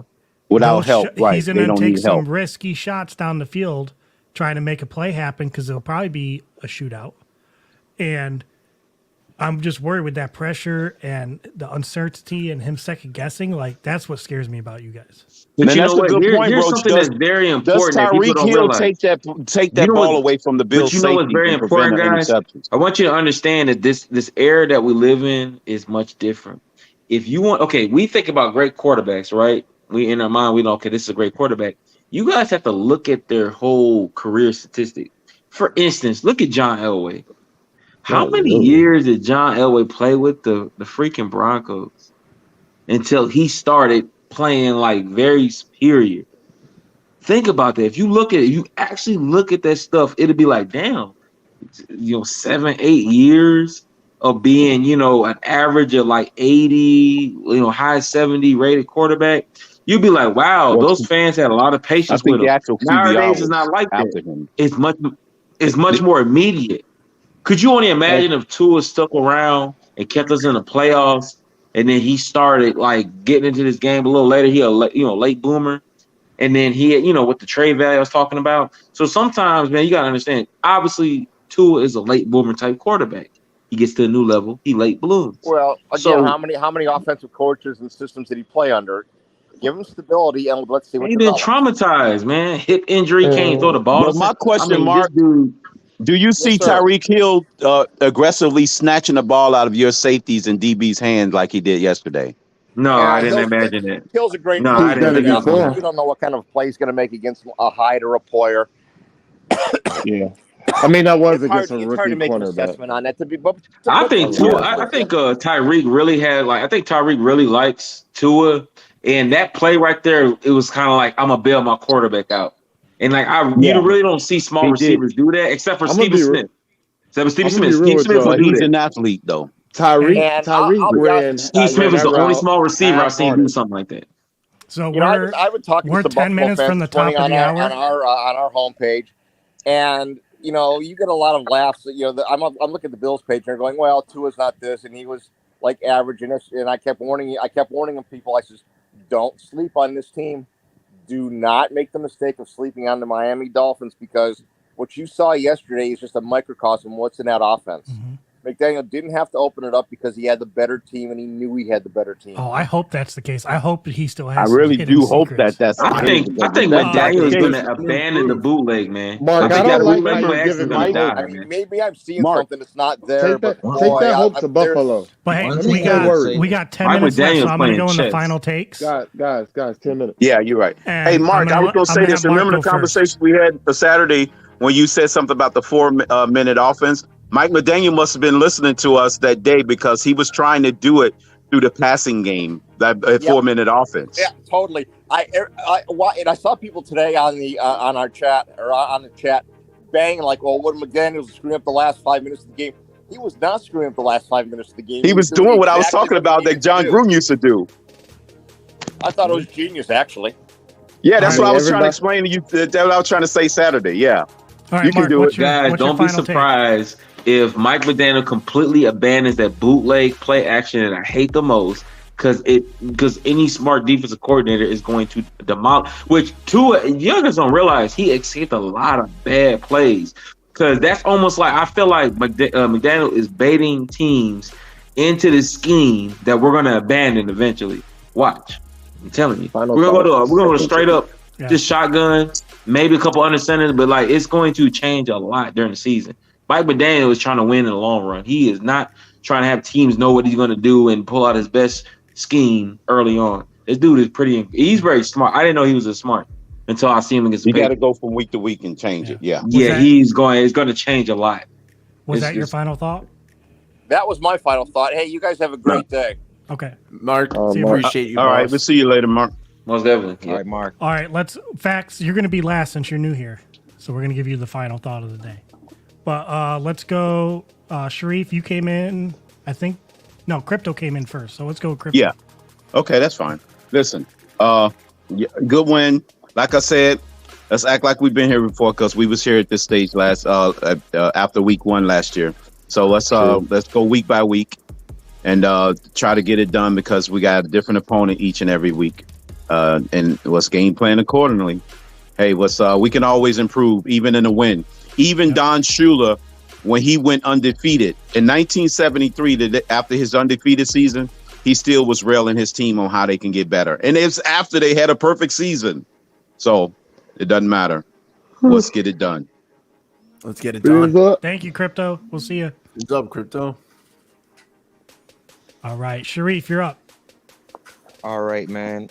I just want to say one thing I wanted to point out real quick was Belichick is very intelligent that he knew that Baker was on the left side linebacker, so he used Jalen Phillips as a running back coverage linebacker on 2 plays that were successful. One was a touchdown that Jalen Phillips was in there, and one was another play that they gained yardage on that Jalen Phillips had to come out of his 2-point stance and then defend the running back. So I hope other teams doesn't do that against Boyer, because if we have any Jalen Phillips trying to defend the running back, we see what happens. And then the last thing is, Baltimore turned over the ball 2 times. They were stripped 3 times, and they barely throw 3 interceptions in that game. So it was havoc. And in fact, Lamar Jackson was cussing by second quarter. But I think we're gonna get into his head faster, because he won't be able to figure out where Brandon Jones or Javon Holland. And we're not gonna keep this in mind. We're not gonna let him get comfortable so he can be Michael Vick. We don't do that against guys like that. So he will see Brandon Jones. He will smell Javon Holland all night. He will smell them. And it is what it is. We're just fortunate to have this team. Dolphins out. All right. Thanks, man. It's fins up. Fins up. All right, Rashad. Yeah. First off, are you winning? Is your fantasy team winning? Barely. So it's coming down to tonight. He has Russell Wilson. I have Javonte Williams. I'm projected to win by 3. Oh, that's going to be tough. So, right. It's close. A quarterback's hard to beat when you're that close. Right. I mean, I'm up by 15, I think, right now. So it's close. Are those guys opposite teams, or are they on the same? What teams were they? No, again? Javonte Williams is the running back for the Broncos. Oh, so that could be good. Yeah, that's what I'm hoping. It's versus Seattle. If he gives me 2 touchdowns, I might win. For you. Yeah. Right. But yeah, want to know, guys. Shout out to the team. Shout out to y'all. Y'all killed it today. Yeah, happy with what I seen. Not impressed, but I'm happy. I'm happy with a win, regardless. So yeah. Fins up. All right, fins up, man. We'll see you tomorrow. Yes, sir. All right, later, bro. All right, fact or fiction, you get the final thought of the day. All right, well, I'm gonna leave you guys with this. Correct me if I'm wrong. Remember when the Patriots played the Panthers in the Super Bowl? I'm pretty sure. I think I remember as a younger team. Is that the Super Bowl where Cam Newton didn't jump on the fumble? No. Panthers versus the Patriots. This is that was the Broncos. Jay DeLone. That was the Broncos. Yeah, Jay DeLone, Deshaun Foster at running back. Stephen Davis also was the other running back. They had a duo. I think that Panthers team started out like 1-7. They started out with a crazy bad record, and they went off in the second half of the season. Then they made a playoff run. Same reference to the one of the teams that Eli Manning beat Tom Brady with. Now, I mentioned the common denominator. These are teams that actually beat one of the greatest players of all time, the greatest player in our eyes in all time. The Giants, I think, had to fight the Cowboys to get in the playoffs and get in the playoffs and make a run. What I'll tell you guys is that don't get up in arms about however the season starts. Mm-hmm. Like my wrestling coach told me, I won a championship as my first year wrestling. It's not how you start, it's how you finish. We finished pretty good, but don't get falling on that. If we have a little bump in the road coming in the beginning of the season, so be it. It's about how we improve. That's why I look at Tua as one of them guys that remind me of a lot of things I've seen in life. Let's just focus on improvement every week. Let's focus on rebuilding this franchise. Let's focus on getting respect from the league again. Man, let's not get up in arms about. I bet you Stevens would be upset you didn't jump on when he was on the show. Come through tomorrow. That's all right. I'm gonna come back. I'll do it just for Steven. I will come back. Come back for Steven. But I will say to guys, man, let's focus, man. This was a big win, and I think the football guys blessed us with this win. Let's move forward, man. You never know. You look, there's teams that like had a under 500 record, made it to the Super Bowl. So in this first look, let's just get through these games one by one. Let's trust McDaniels. Let's watch to it and let it go. But that's all I gotta say. Look, guys, do not let your blood pressure get up. Do not do not allow this team to hurt your feelings again. A lot has changed, and I feel like, again, if you play football, you know the football guys is a blessing. The Dolphins, they're gonna keep doing it, guys. This is a playoff team this year, no doubt about it. And guess what? You never know where we can be in the next few years. We could end up having a Lombardi Trophy back in Miami. That's all I gotta say. All right, thanks, bro. Damn. See you tomorrow, huh? Fins up, man. Sure. Yeah. Fins up. Coming home. All right. So what do you got, Nando? Roach, this is a fun time, man. You know, me and you. We held it started down. on time. We're gonna end on time. Look at us, bro. Streamlined, efficient show. It was a good time, Victory Monday. Definitely happy that we won. At the end of the day, I'm happy we won. Good, good things to work on. A good foundation. Some signs that we need to improve still. But at the end of the day, if this is a Dolphins team that's going to be winning, I'm okay with it. I just want us to work on it. I'm like I said, I'm not one for hypotheticals, but if this is going to be the baseline that McDaniels uses to improve and let it wild out from now, I'm with it. I'm here for let's get a little Dolphins victory against the Ravens, get a win streak going, and start seeing what this team's really made of. Roach, it's a pleasure tuning in. Shout out to Bob. I'm still so pumped that I found out that I know his nephew. Like, there we go. What a small world, man. Yep. Roach, thanks for holding it down. Yeah, man. Coaching me. Thank you through for. this. Did he freeze? Oh, Yeah, I froze for a second. Yeah. I couldn't be happier to be wrong about who was winning the game. I'm so happy I was wrong. Now I just want Tua to prove me wrong. That's all I want. There we go, bro. And that's a fair mentality to have. That's a fair mindset to have, Yep. So, because I cheered for him on Sunday.